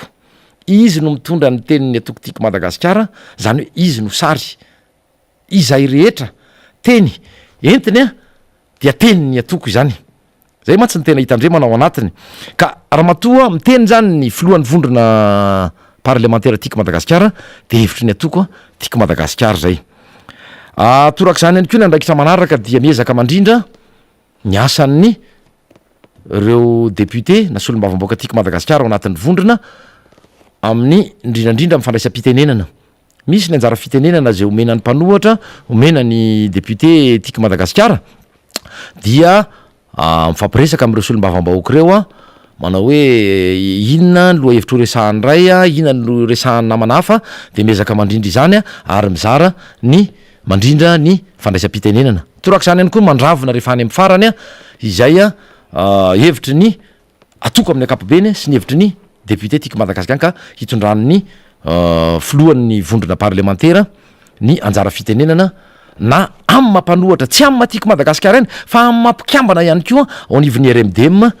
izany tiako Madagasikara de anisan'izany moa ny solombavambahoaka tiako Madagasikara misy ihany koa ny fizaram-baovao misy ny afatra avy any amin'ny barao politika indrindra ny afatra avy any amin'ny filohany atoko zay nantoromarika manoloana ny reny hoe tolo-dalàna na volavolan-dalàna lalàna isakitsokajiny tokony ho lanina eny anivony antemera-pirenena dia manana ny heviny amin'ny mampanohatra azy zay entiny zany filohan'ny vondrona parlementaire tiako Madagasikara zany tsy adino ihany koa araky ny teniko teo ny fizarana vaovao ny vaovao tsy aveny amin'ny atoko ihany fa rehefa misy ny vaovao dia aty amin'ny filohan'ny vondrona parlementaire tiako Madagasikara no ampitaniny eny anivon'ny antemera-pirenena zany information na vaovao izany de izany ifampizarana am'ireo namana rehetra mpikambana ao anatin'ny vondrona amin'ny ankapobeny le izy ohatrohatran'izay namana faniry sy mpiaino ajaina sy mpanaraka an'izao fandaharana izao misy mony tsy anina nefa tsy afaka ivalapatra be am'izay fa manodidididina zay zany ary zay fijoroana satria sary ny tenanay zany ny tenako anisan'ny sary miaraka am'ireo solombavamboaka tiako Madagasikara eo sary ny atoko mpanohatra sy ny atoko tim ary ny RMDM amin'ny ankapobeny dia mba hipetrahan'zay le hoe tsy ampitsangamenatra ny atoko manatratrara ny atoko ny tanjona napetrany amin'ny mampanohatra azy dia anisa mitondra an'izany ny tenako zay amin'ny ankapobeny le izy namana faniry raha misy moa no tsy ampy de entitsika eto ihany satria mbola manavao mahakasika an'izay fa ny resaka manaraka tiako oentina eto anatrehantsika mpanaraka an'izao fandaharana izao a dia ny mahakasika aloha voalohany indrindra ny resaka fanovana ny carnet pokotany a teto Antananarivo renivohitra zay niteraka resabe tatoato anay aveny boribory tany fahadimy manokana zay anaovana kopatanana dia isaoran'ireo namana rehetra na assistant parlementaire na ny mpikambana ny atoko a nareo mpiasany anivon'ny fokotany mitondra ny tatitra dia araky ny angom-baovao a dia eo amin'ny fokotany 520 eo na 720 eo a no na raisana tatitra ka oetiko ifampizarana amintsika eto amin'izao androany izao zany tatitra zany momba ny carnet vaovao zany moa dia efa elany ny andrasana azy nandrasana fa tonga de tonga ihany de nisy ny tenin'ny faniry ndray mandeha zay hoe to teraka ihany a fa nisy fahasembanana teraka ihany a fa ataony tsy fahatombanana no betsaka ka mampametra-panontaniana ty amboalohany hoe ohatrany tsy misy antony nanovanany zany carnet zany nefa tsy any am'izay aloha fa any amin'ny farany avoa itena tena hitondrany zany atao hoe fitsarana nanahoana ara ny nandraisan'ny olona zany carnet pokotany zany ny zava-nisy voalohany dia jaraina ny carnet dia ho atsika zay mbola tsy nahazo a dia am'takelaka amin'ny fonony zany a dia ny anarany loham-pianakaviana no ao sy ny mombamomba azy ao boribory tany a misy an'ilay fokotany dia ao anatiny any koa ny secteur ao anatiny any misy laharana de misy QR code loatra nitaindalitra iny a ahafahana mamaky an'le izy a hoe rehefa raha misy ny solosaina sy ny fomba makina azy dia tokony ho hita ao daholo ny mahakasika an'izany a ankohonana na fianakaviana anatina loatrano iray zany inona nefa ny zava-misy satria ve fampanantenana nataon'ny filoha-pirenena fampanantenana nataon'ny be ny tanàna am'izao fotoana zao ny anaovana n'zany carnet hoe digitalisation ny fokotany dia natao fotsiny zany zavatra zany fa ny zava-misy re olona tsy mandeha am'izay laoniny zany carnet zany na ny fitsinjarana azy na ny fahadisoana ao anatiny zany de mampitaraina ny vahoaka hoe ny anarana diso ny secteur diso ny loatrano diso maro izany ny 300 isanjato raha kely a de misy fahadisoana zao anefa nytoromarika nomena rehefa misy fahadisoana de tsy tokony ho zaraina fa de nozaraina ihany zany zavatra ny mba ampisehoana fa manatanteraka amin'ny fampanantenana nataony a ny be ny tanàna sy ny filoha-pirenena nolazaina fa resaka hoe digitalisation no atao am'le izy zany hoe misy resaka solosaina miasa ao misy resaka QR code ao misy an'le mangirangirana iny ary raha fijeriko azy iny a le hoe sécurisena document de hoe tena document authentique ty tena izy tia fa tsy misy osoka zao nefa mahagaga ny ivelana efa diso le anaran'le loha-pianakaviana sy mombamomba azy fa ny ao anatiny re olona de soratanana ny rehetrarehetra ao anatiny zany carnet zany any am'takelaka faharoa fahatelo fahaefatra fahadimy inona ny digitalisation am'zany inona ny zavatra informatisé am'zany zay tsy tena mahay an'le hoe informatika fa mametra-panontaniana zay andre matobe ny tanàna andre matofilo ianareo filoha pokotany sy ianareo tompona andraikitra mivantana am'zany a famohanany zany carnet zany fa maninona de arendrika toy izany le saim-bahoaka maninona ny de mifandrebirebilava eto isika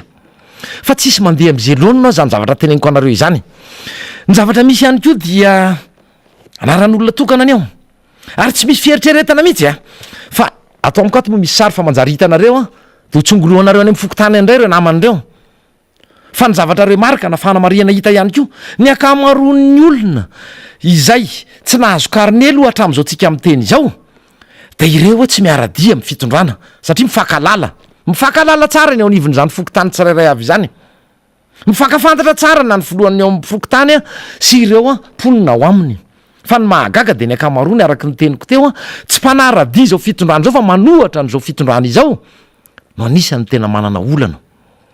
lazaina nefa ao satria tia koa misy fanontaniana efa victime an'zany ny antokotika Madagasikara sy natenivon'ny fanoherana nandritry ny reny fifidianana filoha-pirenena sy fifidianana ny fandimby teo aloha reny de eto mipetraka indray mifanontaniana zao ny teniny ao anivon'ny fokotany manao hoe nisy ny recensement natao a na fanisana natao a teny amin'ny fokotany ka ireo izay efa nahavity zany a de mahazo carnet ary io carnet io a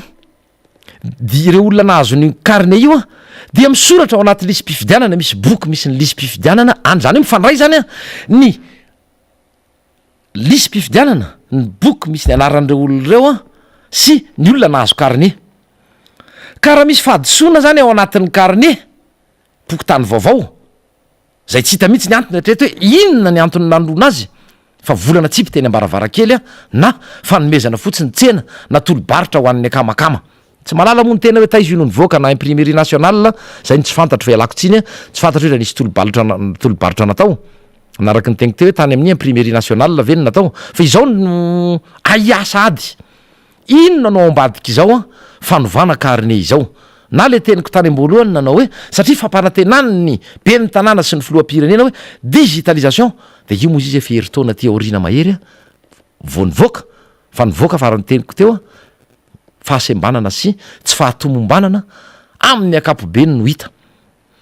dia so sanatry re ny ayatsy iavanana fa efa voanareo izahay a efa nasianareo mafy izahay fa no ny fitiavatanyrazany tiako Madagasikara ny tarihan'ny filora valomanana de nanaiky any fifidianana tsy tomombana feno osoka feno doublon triplon tamin'ny valo ambin'ny folo sora arivo reny ny tiako Madagasikara fa so sanatry ianareo a sanatry sao de mbola mieritreritra fefa misy maiky nge ny mpiaradia aminareo hoe zahay tao anatiny izahay tsy araka am'ireo itsony fa raha sanatry reo mbola manao dia fantatray ny fomba nataony niaraka tamin'izany fotoana zany de ijoro izahay ka mampitandrina indray izahay ianareo anivon'ny ministera ny atitany sy ny fanapaream-pahefana ianareo ny anivon'ny fokotany ianareo ratsa mangaika rehetra ny ministera ny atitany io ianareo any anivon'ny seni ianarivon'ny ACC zay efa hita ny fiandanianareo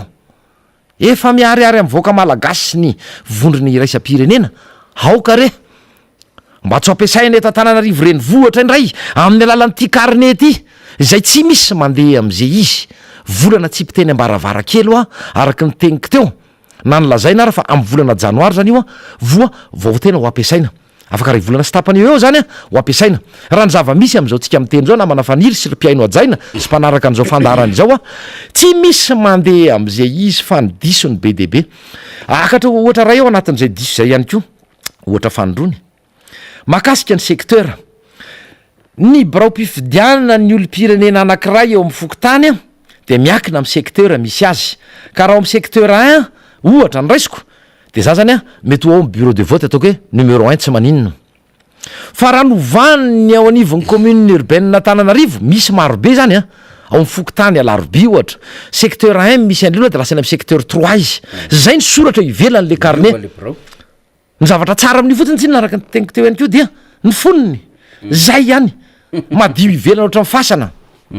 miaingo ambony tsikoko foniny ivelany a zay ihany fa ny akoatran'zay ny zavatra finosiny ny fandaminana ny fitsinjarana azy ny information rehetra ao anatiny aotra tsy hoe tsy mahazo moyenina fa aotra avereny indray mandeha dia makasika an'izay le hoe inona raha mampiayanay inona mampiayany vahoaka tsy zay aty nivon'ny fanoherana ihany io fa ny vahoaka amin'ny akapobeny mihitsy fa maninona no ny ova hatramin'ny secteur nefa vaovao marina information marina nomena zay ny fanontaniana apetraky ny vahoaka ny fotony any a na ny loatrano izay tokony ho fantatry ny eo amin'ny fokotany diso ny secteur diso zany hoe ovanareo rehefa aveo amin'ny lisy mpifidianana zany hatramin'ny barao mpifidianana ary le kisendrasendra tsy kisendrasendra itsony io tsy matoky anareo itsony izahay anara maso akaiky izahay anome ny toromarika izahay hoe arao maso akaiky ary efa nitenenina nge anareo président ny fokotany zay ny toromarika azonareo hoe rehefa misy ny zavatra diso a na ny information diso momba ny zany loha-mpianakaviany zany de averina fa tsy zaraina matoa tonga ty ampelantananay le izy hitany masonay a dia mifananianareo na tsy nijery tsy nanao ny asanareo tsara araky ny tokony ho izy ianareo a matoa nisy zay fatotsony zay amin'ny akapobeny a namana faniry ary ny ayatsy havanana efa voy indray mandeha isika filoam-pirenena voy indray mandeha tsika fanondrony tamin'ny fifidianana rehetrarehetra zay ny fandimby na be ny tanàna na mpanolotsaina ny tanàna na ny solomavambahoaka tokony nanana maro lavitra noho izao ny tiako Madagasikara fa nefa fitiavatra nyrazana tsisy ny korotana no natonga ny président Ravalomanana nanaiky fa tsy ataonareo fanao kosy izao a indray mandeha zay ny voanareo fa miteny aminareo izay fa tsy anaiky an'izany tsony ny vahoaka malagasy tsy izahay mpanohatra irery fa tsy anaiky izahay raha mbola toy ireny a ny sary mivoaka amin'ny fifidianana tsy mangarara fenosoka hitranga amin'ny manaraka eo ka dia misy ihany ko moa nefa dinidinika any ambadimbadika any iraisan'ny mpanohatra sy ireo mpisehatra ara-politika maro mahakasika nyity resaka seni ity a ny fomba isafidianana ny mpikambana ao aminy reny fiarahana rita reny moa zany a ny mpikambana nivony ACC raha teo aloha teo gny reny a satria misy ifandraisany amin'ny fifidianana ihany zany dia nadio ihany reo niditra tao to mba ohatrany tsy miandany any reo niditra tao fa no ny tao anatiny tao asa reny kakerin'ny bibinina na no ny antoninina fa dia rehefa nivoaka de reny sisan'ny hafarany a tsy fantatra zay tena marina sy tsy marina tam'ireny hoe teny nambarana tamin'ny 8 sy 4 reny ve fa dia ny vahoaka no itsara toraka zanany ko ianareo nivony seni satria sady raha ny zavatra hita aloha de ny teny ivony fanoherana teny ivony tiako Madagasikara ny vondrona parlementaire tiako Madagasikara mpanohatra tarihan'ny filora valomanana dia tsy manaiky an'zao a fomba fanendrena feny fiandanina fitongilanana ary misy ny risika mbola hiverenan'ny tsy fahatomombanany ny fifidianana ary tsy ny olona tokony no lany a dia tsy hitondra fandrosoana sy fitoniana eto amin'ny firenena zany a rehetra zany namana fanizy iny ary zay moa tena tsaro fantatra mahakasika zay tsarotsika fa teny ambato be teny a no nampahafantarana ity karne pokotany ity voalohany ary ny filoam-pirenena no nitondra zay fampahafantarana zay teny amin'ny fokotany misy azy le izy de fa betsaka no teny an'izay hoe diso daholo ny information momba ny fianakaviana ao anatin'ity karne pokotany ity le diso ve na lay fahadisoana ve dia vokatry ny atandrevaka sa ny ninana tao zany a de apetratsika amin'ny fanontaniana fa ny zavatra tsaro fantatra de hoe ity moa zany zay ataon'ny fanjakana moa zany deputé de hoe tsisy nanao tao anatin'ny 80 taona la iambo zany sy lay fihetsiketsehana be da be hoe digitalisation atram'izao moa tsy hita zay marina n'le digitalisation le mpianatra andray an'lay bourse sy sisa le mpiasa-mpanjakana hoe andray karama de échantillon kely natao tany amin'ny faritra tsy matsinanana tany a tena hoe ao anatin'le fisainana tena triny hoe hitondra zava-baovao be mihitsy nefa tena mbola amateurisme be tena tsy mbola professionnel na manao zavatra mbola olona tsy hay manao tena hoe kitsapatsapan-drarala izy a de zao tonga amina isa-tokantrano zao ka zay ngamba ny tokony ataitra ny olo-pirenena rehetra ny amin'ny hoe handray karne diso ena tanana ve mila fitandremana be zany satria ny resaka identité nationale resaka information mahakasika ny fianam-pianakaviana dia tsy tokony hisy fahadisoana zany satria zany no mitondra ny lafiny rehetrarehetra momba ny tokantrano ray de zay ny teneny député fetra teo ny amin'ny hoe na ny fomba hiatrehana fifidianana azy raha ohatra ka iny identité na iny fanondrona ny momba ny fianam-pianakaviana fiainan'ny fianakaviana sy ny fianakaviana ao anatina tokantrano ray amin'ny carnet iny no entina makany amin'ilay lisy mpifidianana satria azadonoitsika fa refantony no tokony handeha 2022 zany hoe tena fanavaozana tanteraka ka raha ohatra fanavaozana tanteraka ao anatin'la lista diso anarana diso anarana misamboaravoara anatina pro-pifidianana sy ny sisa dia riskana tsy anomaly intsony zany fa fraude zany satria zavatra inina atao mila mitandrina sika fa zao aloha tsika mbola tsy tonga anatin'le hoe tena hanaika an'io seny io fa apetratsika foana ny hoe tsy maintsy mila concertation nationale na fikaonandom-pirenena zao adevitra izao satria tena adevitra mamoatoza adevitra tena mamotika ny zony ny tsirairay sy ny zony zay sehatra politika ao anatin'ity tontolo fifidian'ity député fetra hotoy an'izay ihany ko dia nametraka fanontaniana ny namana faniry teo nanao hoe tandrevaka ve tsy fahaiza manao ve fanahinina ve mahita ary mpiaino ajaina sy mpijery an'izao fandaran'izao fa izy telo satria raha ny zava-misy ao a dia nytandrevaka aloha zany a de nenjehana fotsiny fotoana oaseho amin'ny vahoaka fa nyzarainy zany zavatra any misy kazy kely zay ao natokana metrahana saritapaka tsy misy tsy mbola nitakiny zany fa efa nyzaraina mialoha ny sary a tsy misy eo zay hoa fanontaniana petraka hoe na le taloha raha mbola misy a digital mihitsy zay drina hoa de ianao mametra-panontaniana mihitsy ny am'izay hoe digitalisation nefa hoa soratanana ny ao anatiny ary ny kototoa anankiray koa fa tsaroky ty dia insakany raha toy izao ny sakany zany toy izao ny alehibeany zany hoe atsasaka akatra iny sakany iny a soratananao anatiny a ny anaran'ireo le mpikambana anivon'ny ankonana sy ny fianakaviana fa tonga de caractère d'imprimerie litera reny soratra no ataonao fa feno le anarana fotsiny aloha indray manontolo fa tokony anarana sy fanampiny initial na le lohany amin'ny fanampiny sisa mipetraka eo de ny carnet hitako a ray roa telo ho any ataona fokotany anankiray dia mitovy daoly ny anaran'le olona zany ny initial ohatra hoe r daoly fa ny anarana nefa iraisana fa mitovy zany ohatra hoe raha raisiko amin'ny anarako hoe razafy tsy mialina fetra de razafy tsy mialina f ny ataony de misy zany razafy tsy mialina mety hoe ifano de razafy tsy mialina f fano ihany koa raha somary lavalava ny anara zay daholy ny anakefatra tao anatin'le izy ho za mba mieritreritra ve re tolona atao amin'ny fokotany hoe soratanana tsy misy sary misy diso tena hoe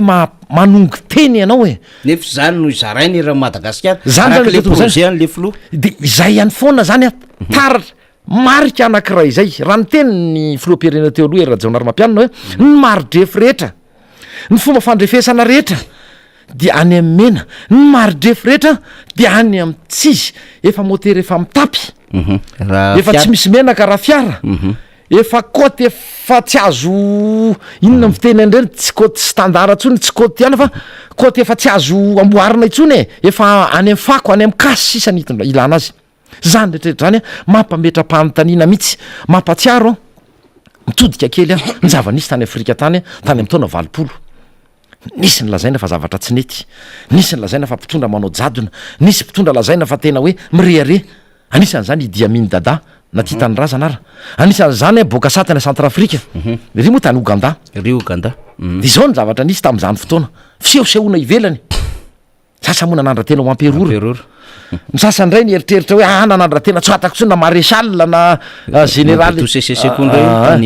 Zaire ndray reny Congo am'izao fotoana zao na RDC de izao neny Idi Amin mba imezana kely zany ty tantara ty satria nandalo de ny fanena de nisy ny manamboninahitra vahiny a nitsidika tany am'izany fireneny zany nahitany tamin'ny tele dia miravaka nyreny décoration isan-karazany aminady a tena hoe misy ny ilany akavy eto sy ndretra nahita an'izay izy de manao voatra an'io koa fa miravaka an'iny tratrany hatrany amin'ny kibo ny ray manontolo zany Idi Amin Dada zany izao anefa raha izao tsika miteny zao aizy zany fireneny zany a amin'ny lafiny ara-toekarena sy ara-tsosialy ny toerana misy azy eto Afrika sy manera-tany fa isika nge mbola any arinany zany centre Afrika sy Ouganda zany am'izao tsika miteny zao e même RDC RDC izay firenena nisy ady daholo zany fireneny zany ary ny tena mbola fanontaniana mipetraka de hoe inona ihany ary zany mba ilarantsika amin'ny firenena hafa e za tsy resaka ny any Europa namana faniry fa ny eto Afrika ny resahako tsy maninona resantsika amin'ny manera-tany inona ny ilaharantsika mba hitovitovizantsika amin'ny firenena manera-tany de izao ry disoy ary mpiaino ajaina fa ny endriky ivelany ihany sisa ny mpitondra eto amintsika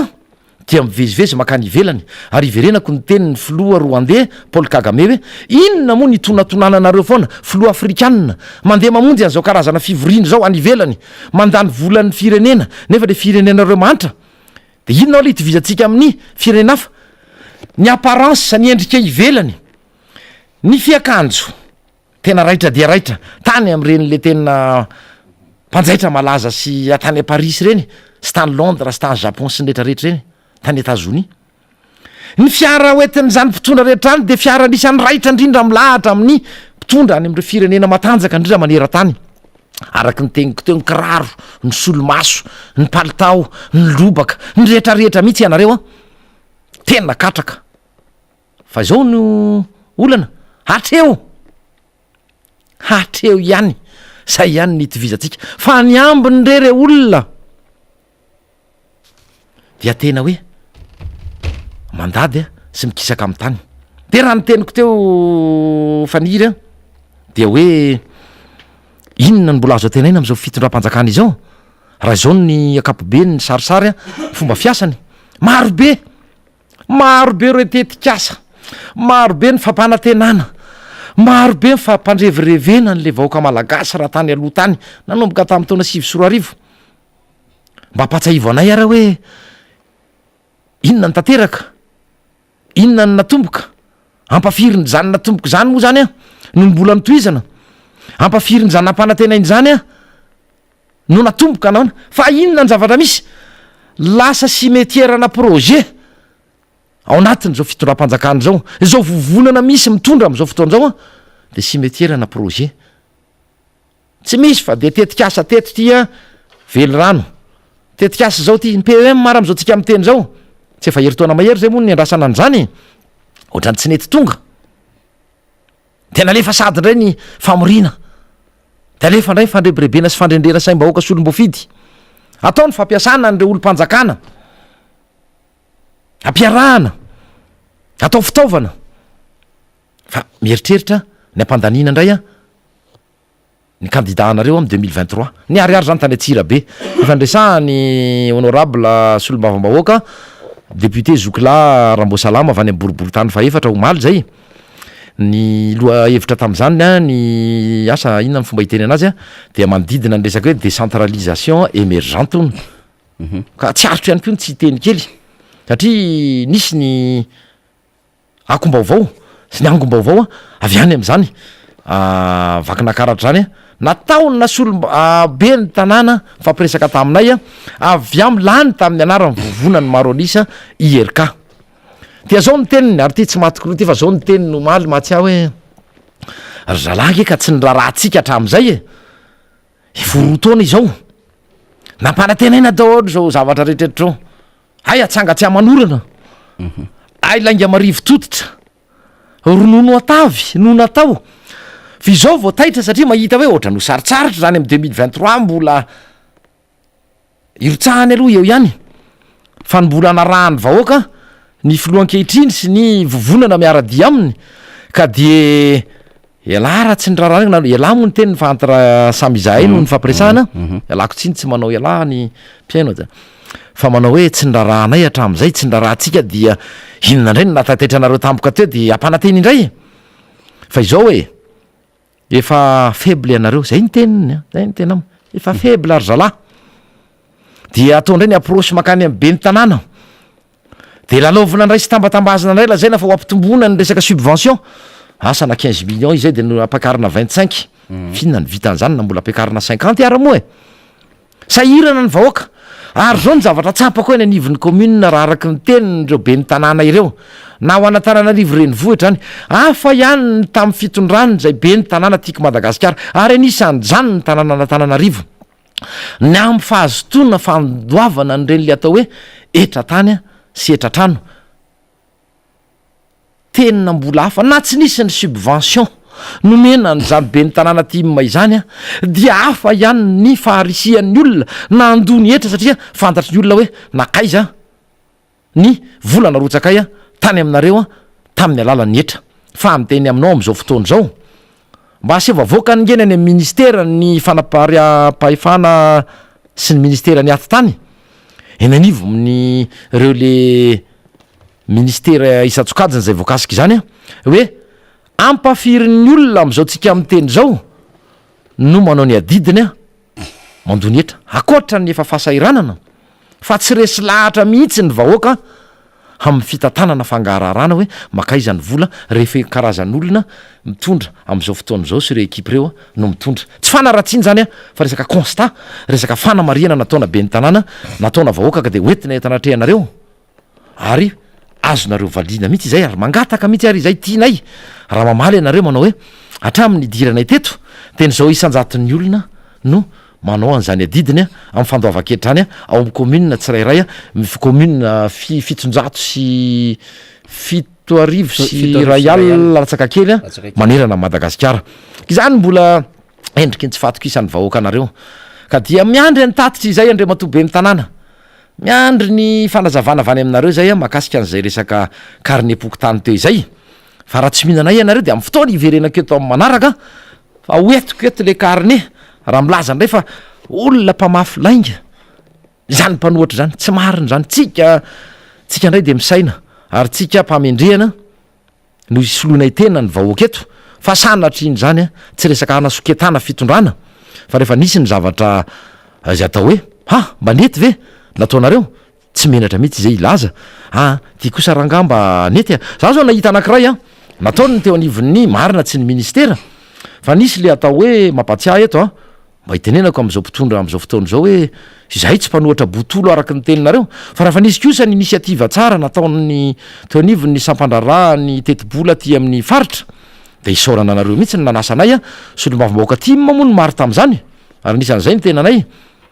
de ny solombavambahoaka avy amin'ny fitondrana tokana resaka fampizarana vaovao amresaka exécution budgétaire zay natao tena ministera ny plan sy ny économie teny anosy a herinandro vitsivitsy lasa izay ary tena nampitomboana fahalalana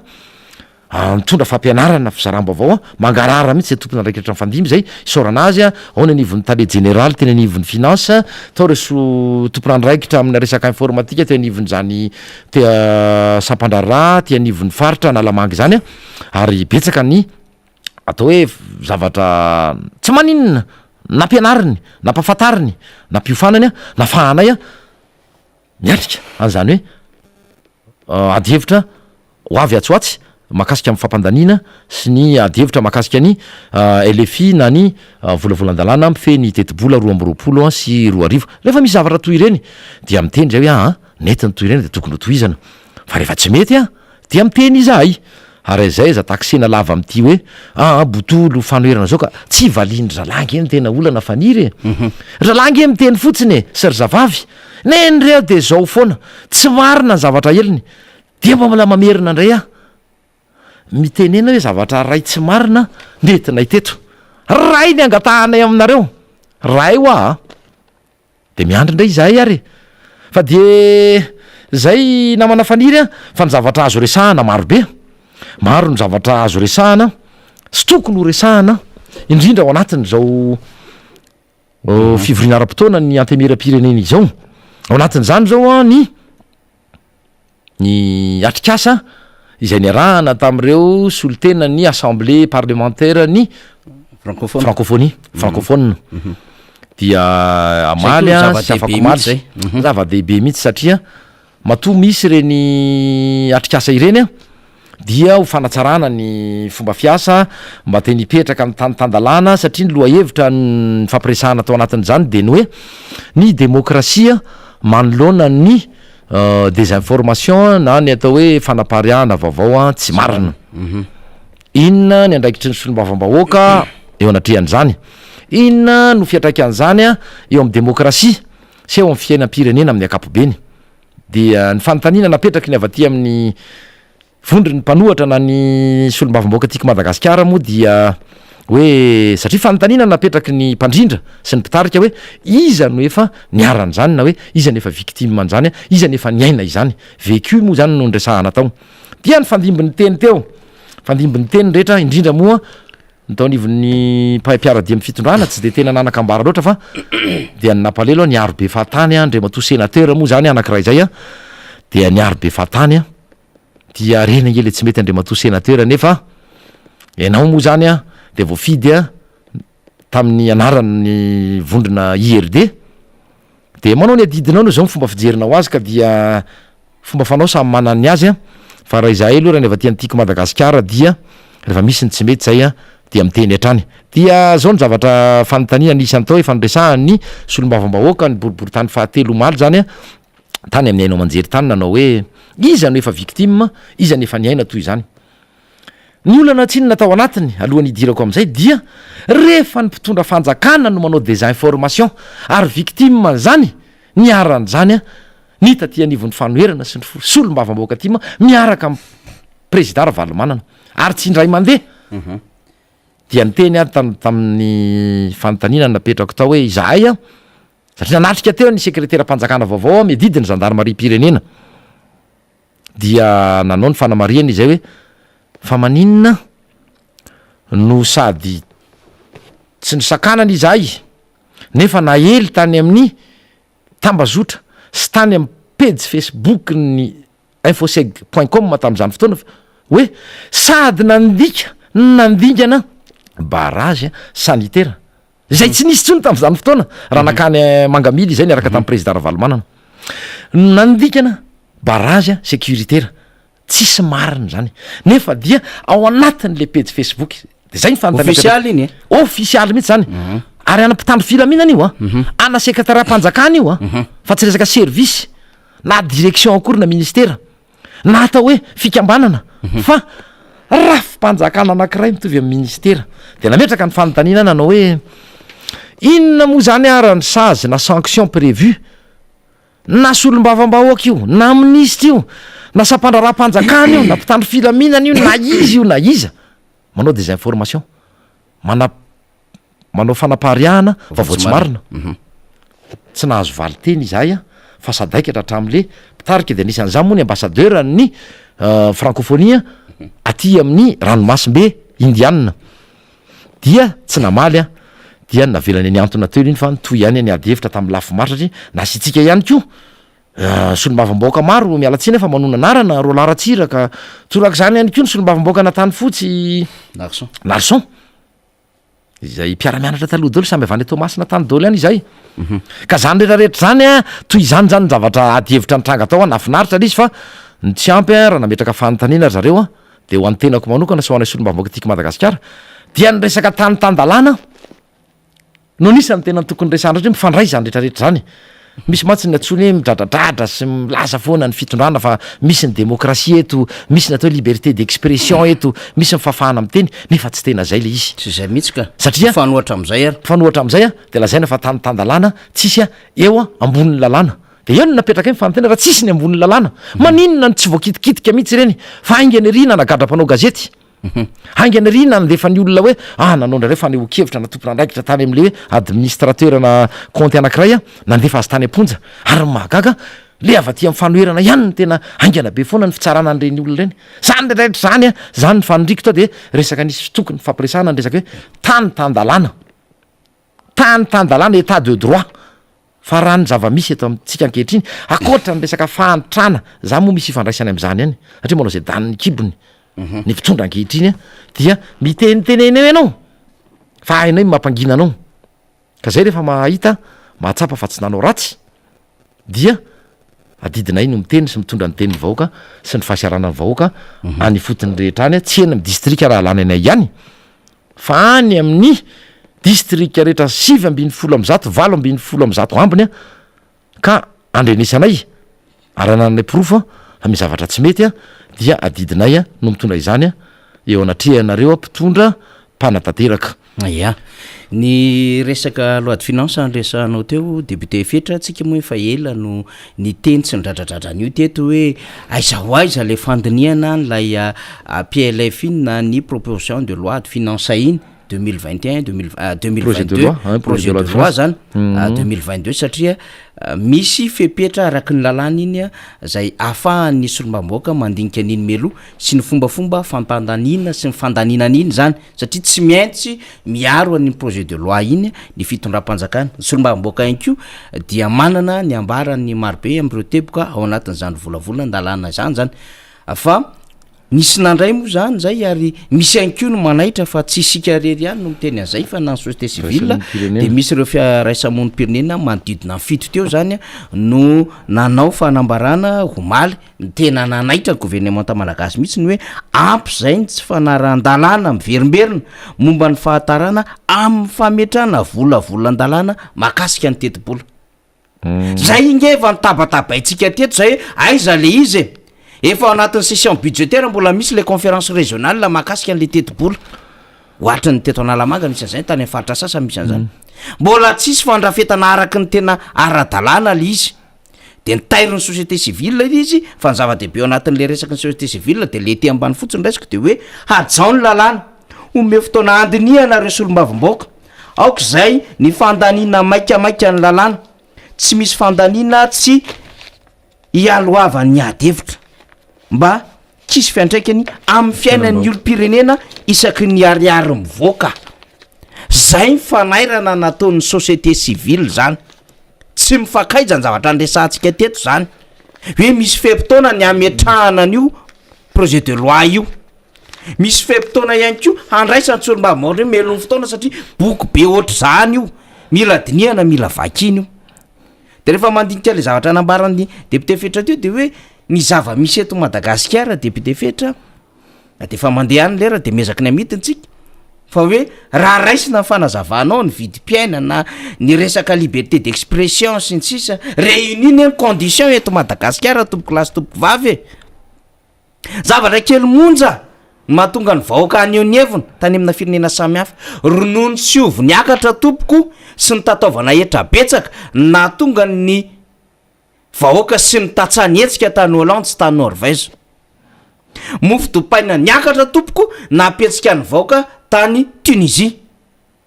Siramamy ny akatra tompoko nahatonga ny vahoaka Mauritiana ho tezitra tamin'ny fitondram-panjakana nefa mamokatra an'izany ao Maurice. Ny etra ny akatra tompoko sy ny tataovana etra tamina rem-pianakaviana sy tamina retraité nahatonga ny gilet jaune sy ireo hetsika marobe tany Frantsa tezitra sy nanao fihetsehana.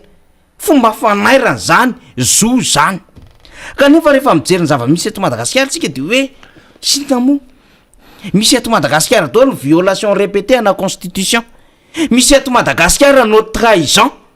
Misy eto Madagasikara ny instabilité institutionnelle. Misy eto Madagasikara ny pauvreté généralisée. Io ndresana député fetra tamintsika te io. Misy eto Madagasikara ny corruption à grande échelle. Misy eto Madagasikara liberté d'expression bafouée. Ary misy eto Madagasikara ny abus de pouvoir. Fa zao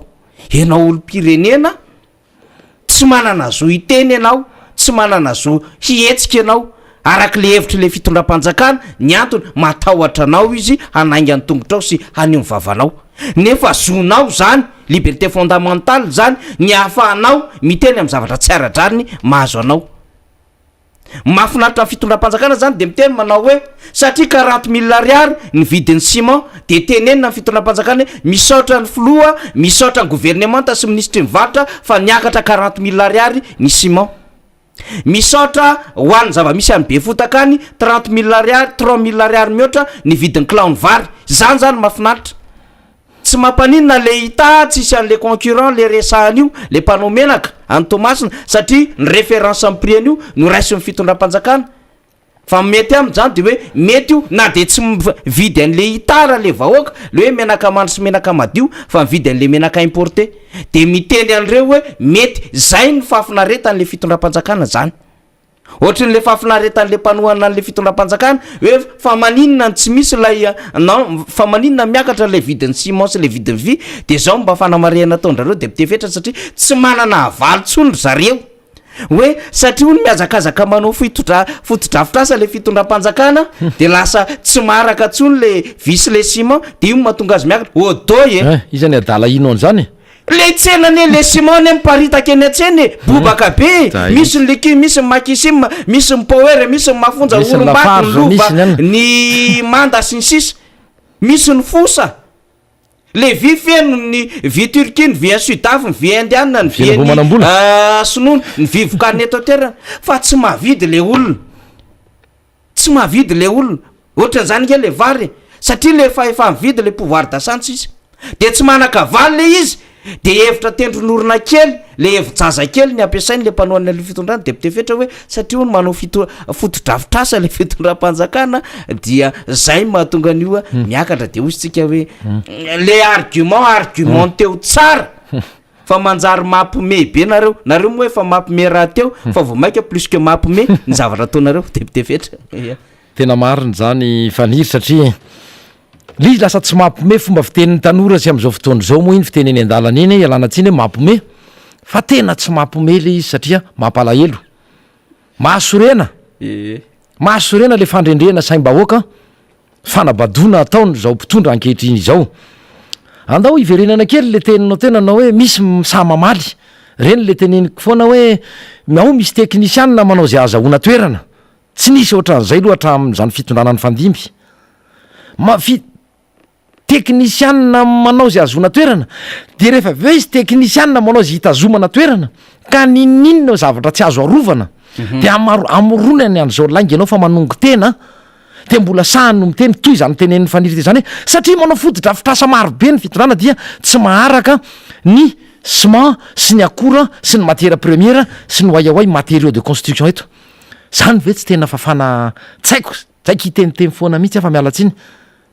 iza le niteny an'izay de andao mba tany sao anay ara hoe somafiry taona naro satria aiza daholo ary ty fotodrafitrasa nataony ty fitondrana ty RN2 zao ataony tena tsara tare zao ny RN2 ny RN7 ny RN3 ny retraretra 44 raha mamilay manao voaviany isika folo andro lasa izay faralalana natao adiny enina sasany tany aloha ary raha nampanantenany zany ny filoam-pirenena fa amin'ny alatsinainy ihany dia misy ny ainga viany tsinanana dia misy ny ainga vaty voatany dia ho amboariny zany lalan'zany fa resaka tiptopny ihany ny teo ara-tsy nalohany namana faniry ao raha misy 3 miliara ariary ho an'ireo mpikojakoja ny lalana ary irarira ahodikodina am'izao tsika am'teny zao lazaina fa digitalisation lazaina fa audit lazaina fa fitsiriana lazaina fa tsy tena ny asa nefa tsy fantatra otsonina tena manambola le fanjakana na tsy manana na filambaniny de fanontaniana koa napetraka fomba ahoana koa nisy tolotrasa ara-dalàna ve nangatahana tolobidy avany am'ireo orinasa fa raha nakany izay 10 andro lasa izay de mahita marina reo fa misy manambomboatra eny tenatena eny akebakeba tany eny fa ny fanahina indray de sao de fanomezana asany le kinamanamana sao de resaka kitrano an-trano fotsiny ray de vao mandeha mirotsaka voalohany ny orana de simba sady nietsy tsy aloha nietsy nefa mahazo asa ihany sa misy karazany ve retsy aloha reo ny volany zany fanontaniana mipetraka daholy efa hita fa inona nisany lalandrahany ty fireneny ty mihitsy am'resaka fivezivezen'ny entana makany amin'ny serana-tsambo ny tomasina fa de namaivanina moa zany ary averiko eto naleo ianareo fa fiteniko ty manao hoe aiza le lalana tsy fihinana aiza le lalana tsy azo hoanina fa mikaikaiky any tatsah mikaikaiky am'mpandrarah mikaikaiky ampitatitra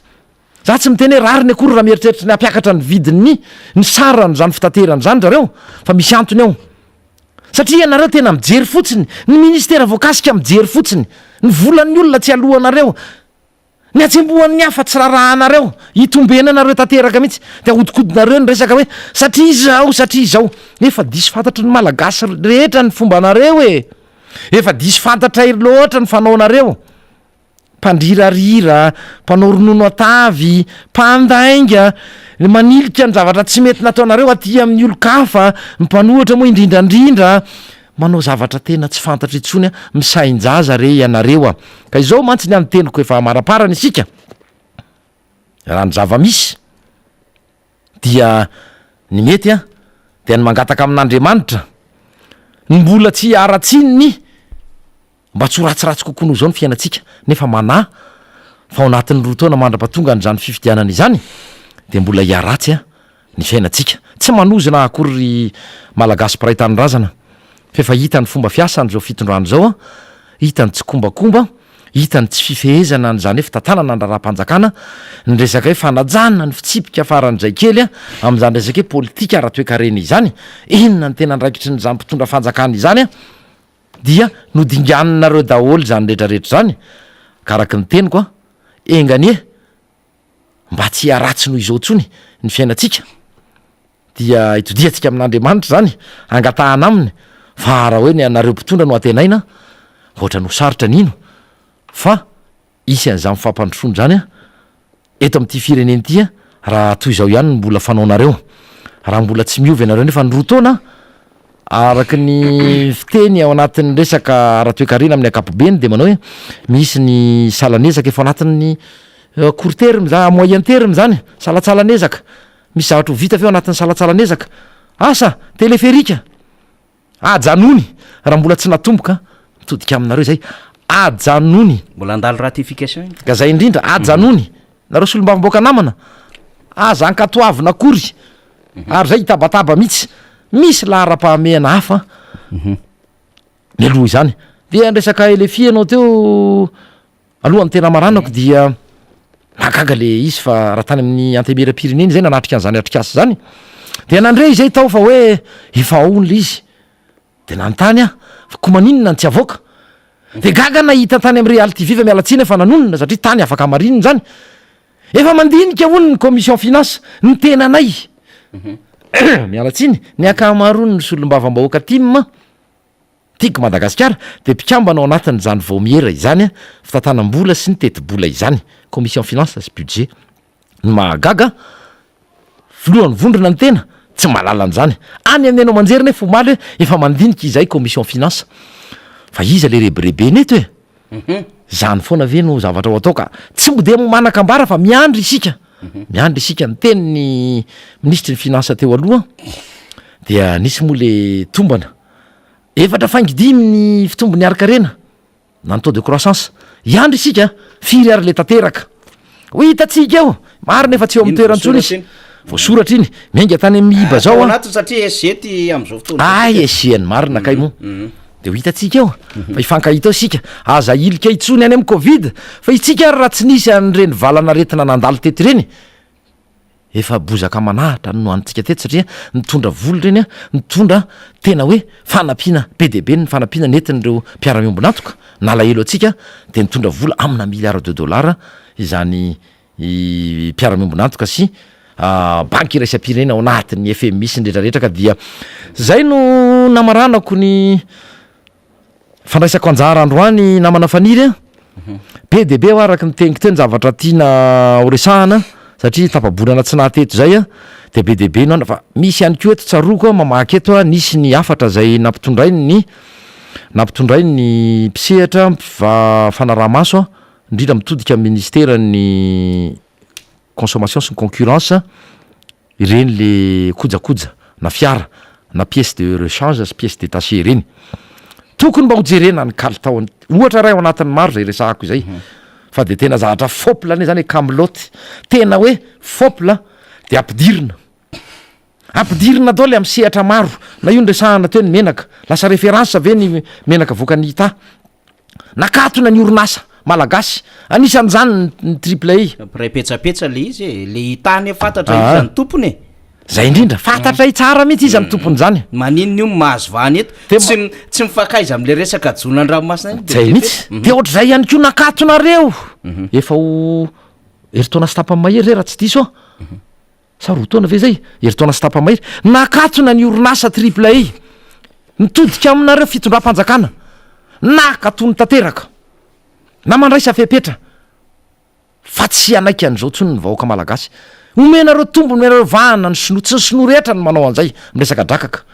menareo vahana ny sasany am'resaka menaka raha mifalalany azy de karana reo miraha hevitra aminareo menareo sehatra daholo zao olatra avelanareo baranany ftaonareo tantela afadrakotra sokafy rehefa ohatra ka tsy nisy ny fepetra na avoay na le faso eny am'ny fitsarana ny raharaha na mandraisa anareo fepetra na nakatona ianao nandre matotale jeneraly ny etra mifankahitsika atsoatsy naninona nantona teo fotsiny le fepetra nisy fermeture administrative nataonareo 15 jours navelanareo teo izy toetrany naverina fanondrony de teo de niantona teo niatsy manao ny ataony ny vahiny mafia miteny aminareo izay tsy afaky nitoy ohatr'zao tsony zany zavatra zany jereo ny orinasa malagasy tsy vitany hoe miakatra tsy voafeny vidinentana tsy misy ny asa mitotongana ny fiarina fa mahazo vanina sy ny efa manana lasa mpanefoefo very le atao hoe klasy moyenne fa lasa mifatratra aty ambany aty amin'ny mafiady rehetrarehetra aty ny mpanefoefo vitsivitsy aotra fainga ohatraohatraohatra ray antsika malagasy miampanefoefo andromanalina miampanefoefo zay ny zava-misy ato amin'ny firenena porfoy aminay raha tsy mariny zany fa mety be daholo ny fiainan'ireo efa mpanakaren'ireo ary ny akamarony de vahiny sokafy ny orinasa malagasy alao andeny fahalalahana alao tena ho tanitandalany ty tany ty mitodika aminao raha matoministry ny serasera izay hitanao tsara fa tsy mpanaratsy na mpamingavinga fitondrana eto fa milaza zavatra mariny izay araky nefa nresahanombienombieny dia tokony andre afantatra zonony tsirairay ny mahazo vaovao marina ka de zao todika aminao raha matoministry ny serasera todika aminareo anivon'ny fitsarana aleo andeha am'ireo tambazotra na canal plus na canal sat na parabole na star times ny mbs sy ny fandaranay fa izay ezaka anajany lalàna misy ny fifampiresana azo atao na mififanitsiana raha sanatry misy miopefy fa nefa kosa tsy rariny raha tonga dia ampiasaina ny rafim-pitsarana andray didy mandrara ny fandefasana zany tsy misy le démocratie tsy misy le fahalalana am teny tsy tanitandalanytsika ka de mbola mafisiko le teny tena anao hoe aleo ny orinasa malagasy tonga de tsoroko hoe orinasa ny flora valomanana ny tiko zay mbola tsy nitaterahana ny voasoratra tany anaty tambazo feuille de route namofy teny azy teo tamin'ny teny malagasy fa alako tsiny tondrozotra aleo isokatra ny orinasa malagasy fa ny mananasa raha sahirana de ny orinasa malagasy mamokatra afaka mifaninana amin'ny orinasa n'ireo orinasa eto toerana fa vahiny manjakazaka tsy azo ekena tsony ny toy zany ka de manateny zay fa renareo zao ianareo ministra isatsokajiny tandrify an'zany fitakina ataonay avy aty anivony tsy nresaka fanoerana fa anivonay solo mavambahoaka izay alohan'ny mahampanohatra anay ka dia manantena fa raisinareo zany fitakina sy fangatahana ataonay zany eo am'izay no ametrahako ihany ko faniry sy anareo mpanaraka zay akasitrahana manaraka tsy tapaka izao satria noho ianareo ny mbola maheto anay ka de aza misalasala raha fa misy fa vao tianareo ampitaina de afaka miantso anay ianareo afaka mampita amin'ny namana hoe misy ny fanindrina misy ny vavaotia ny fampizarana dia mandraisa andraikitra ianao Andriamatoa ministra Edgar Zafindava fa betsaka ny baolina izay any aminao betsaka ny andraikitra tokony raisinao manoloana ny tsy fisininy zay hoe concurrence sy tsy fifezanareo izay fifaninanana zay fa misy ao manao monopole misy ao manao spéculation be ireny ny tokony hojerenareo ary reo mpanambola vahiny reo mbola averika any no nisany tompona andraikitra am'zany ary praitsy kombakomba ianareo rehefa tsy manana andraikitra manoloana zany ka mbola ho avy ny fotoana tadio hanadinana anareo ka dia ametraka ny mandra-pio na mandra-piresaka tompo klasy tompo vavy-mpanaraka zao fandaran'zao veloma ihany ko ianareo teknisianao ambadika ao ho amin'ny manaraka indray mandra-piresaka sy mandra-piona indray na manafaniry veloma tompoko iny ary dia akasitrahantsika ny solo-mamoaka ny Madagasikara fetra rahalamizafimbololona zay sady filohan'ny vondrona parlementaire tiako Madagasikara zany ao Tsimbazaza rehefa misy ny fotoana ho an'ny rapitsona raha afaka pitso de resaka tsika amin'ity resaka fiakarany resaka asarandalana zotra nasionaly ity satria mo betsaka ministera voakasika io ministera ny vola ohatra satria dia mandalo eny anivon'ny douane ny fahamoana an'ireny fiarakodia ireny sy ireo fikojakoja fampiasa ny fiarakodia izay nambarany député fetra tao voakasika ao anatin'izay ohatra ny ministera ny varotra zay manao ny varotra ireny pièce détachée rehetra reny sy ireny pièce na varotana eny anivony ireny fiarakodia izay anaovana fitaterana ireny ny ministera ny angovo ihany koa dia voaray ao anatin'ny ty resaka fiakaran'ny vidin'ny sarandalana ity zany satria dia izy ireo no mandinika sy mikarakara ny resaka solika zany Ohatran'izany koa ny mine zany satria de misy orinasa zay mpandronona solika eto. Ny ministère ny transport moa mazava ho azy, ny ministère ny asa vavety zay mampiasa lalana ireo coopérative amin'ny zotra nasionaly ireo. Ny ministère ny fizahan-tany satria madona fizahan-tany zao ady hevitra zao satria misy am'ireo coopérative ireo de mitatitra mpizahan-tany. Ny ministère ny mponina satria mponina no entin'ireo mpitatitra ireo. Ny ministère ny serasera satria ny serasera no mandrindra ny fifaneraserana sy ny zay mety ho vaovao mpanjakana zay tsara ho fantatry ny secteur rehetra eto Madagasikara. Ny ministère ny filaminana anatiny, ny ministère ny fiarovam-pirenena ary ny secrétaire mpanjakana miadidiny gendarmerie-pirenena zay miandraikitra ny filaminana eny amin'ny lalam-pirenena zay andehanana zany zotra nasionaly zany. De voakasika ty resaka fampiakarana sarandalana tika ny everitsika de hoe aiza ny cellule de crise handinika sy hijery manokana antifikarana sarandalana ity fa tsy amin'ny ministère ny transport sy ny travaux publics rehetra ty ady hevitra ity fa betsaka ny ministère voakasika ao anatin'izao ady hevitra rehetra izao. Mbola asoroany zany mialohan'ny 12 volana Novambra zay nambarin'izy ireo fa miatra lay sarandalana vaovao ho hitantsika eo avavaolana ve ny fitondram-panjakana ahita am'izay mety maromarotry iraisan'izay ve fa sarotra aloha no heritreretana zany fa isika de mitondra ihany am'izay hoe zany no lalana tokony heverina ande de nisin'izay cellule de crise zay na isin'izay commission na comité ngeza be handinika momba an'izay satria enjana be ny impact an'tia fiakaran'ny zotra nasionaly ty raha miatra izany amin'ny 12 ny volana Novambra ho avy izao. Zay no hanakatonantsika ny fandarina fa dia mame fotoana ho an'ny rapitso tahaka ny ora mahazaritra ho antsika rehetra indray. Mikasitrahana ny teknisianina, akasitrahana ny mpanaradia ho antsika ho an'ny andafin'rika rehetra any sy ny eto an-tandrazana dia mame fotoana zany ho amin'ny fotoana rapitso indray miaraka amin'ny solombamoaka hafa isika ary dia ady hevitra hafa indray no entsika amin'izany fandarantsika izany. Misaotra tompolahy, makasitraka tompovavy.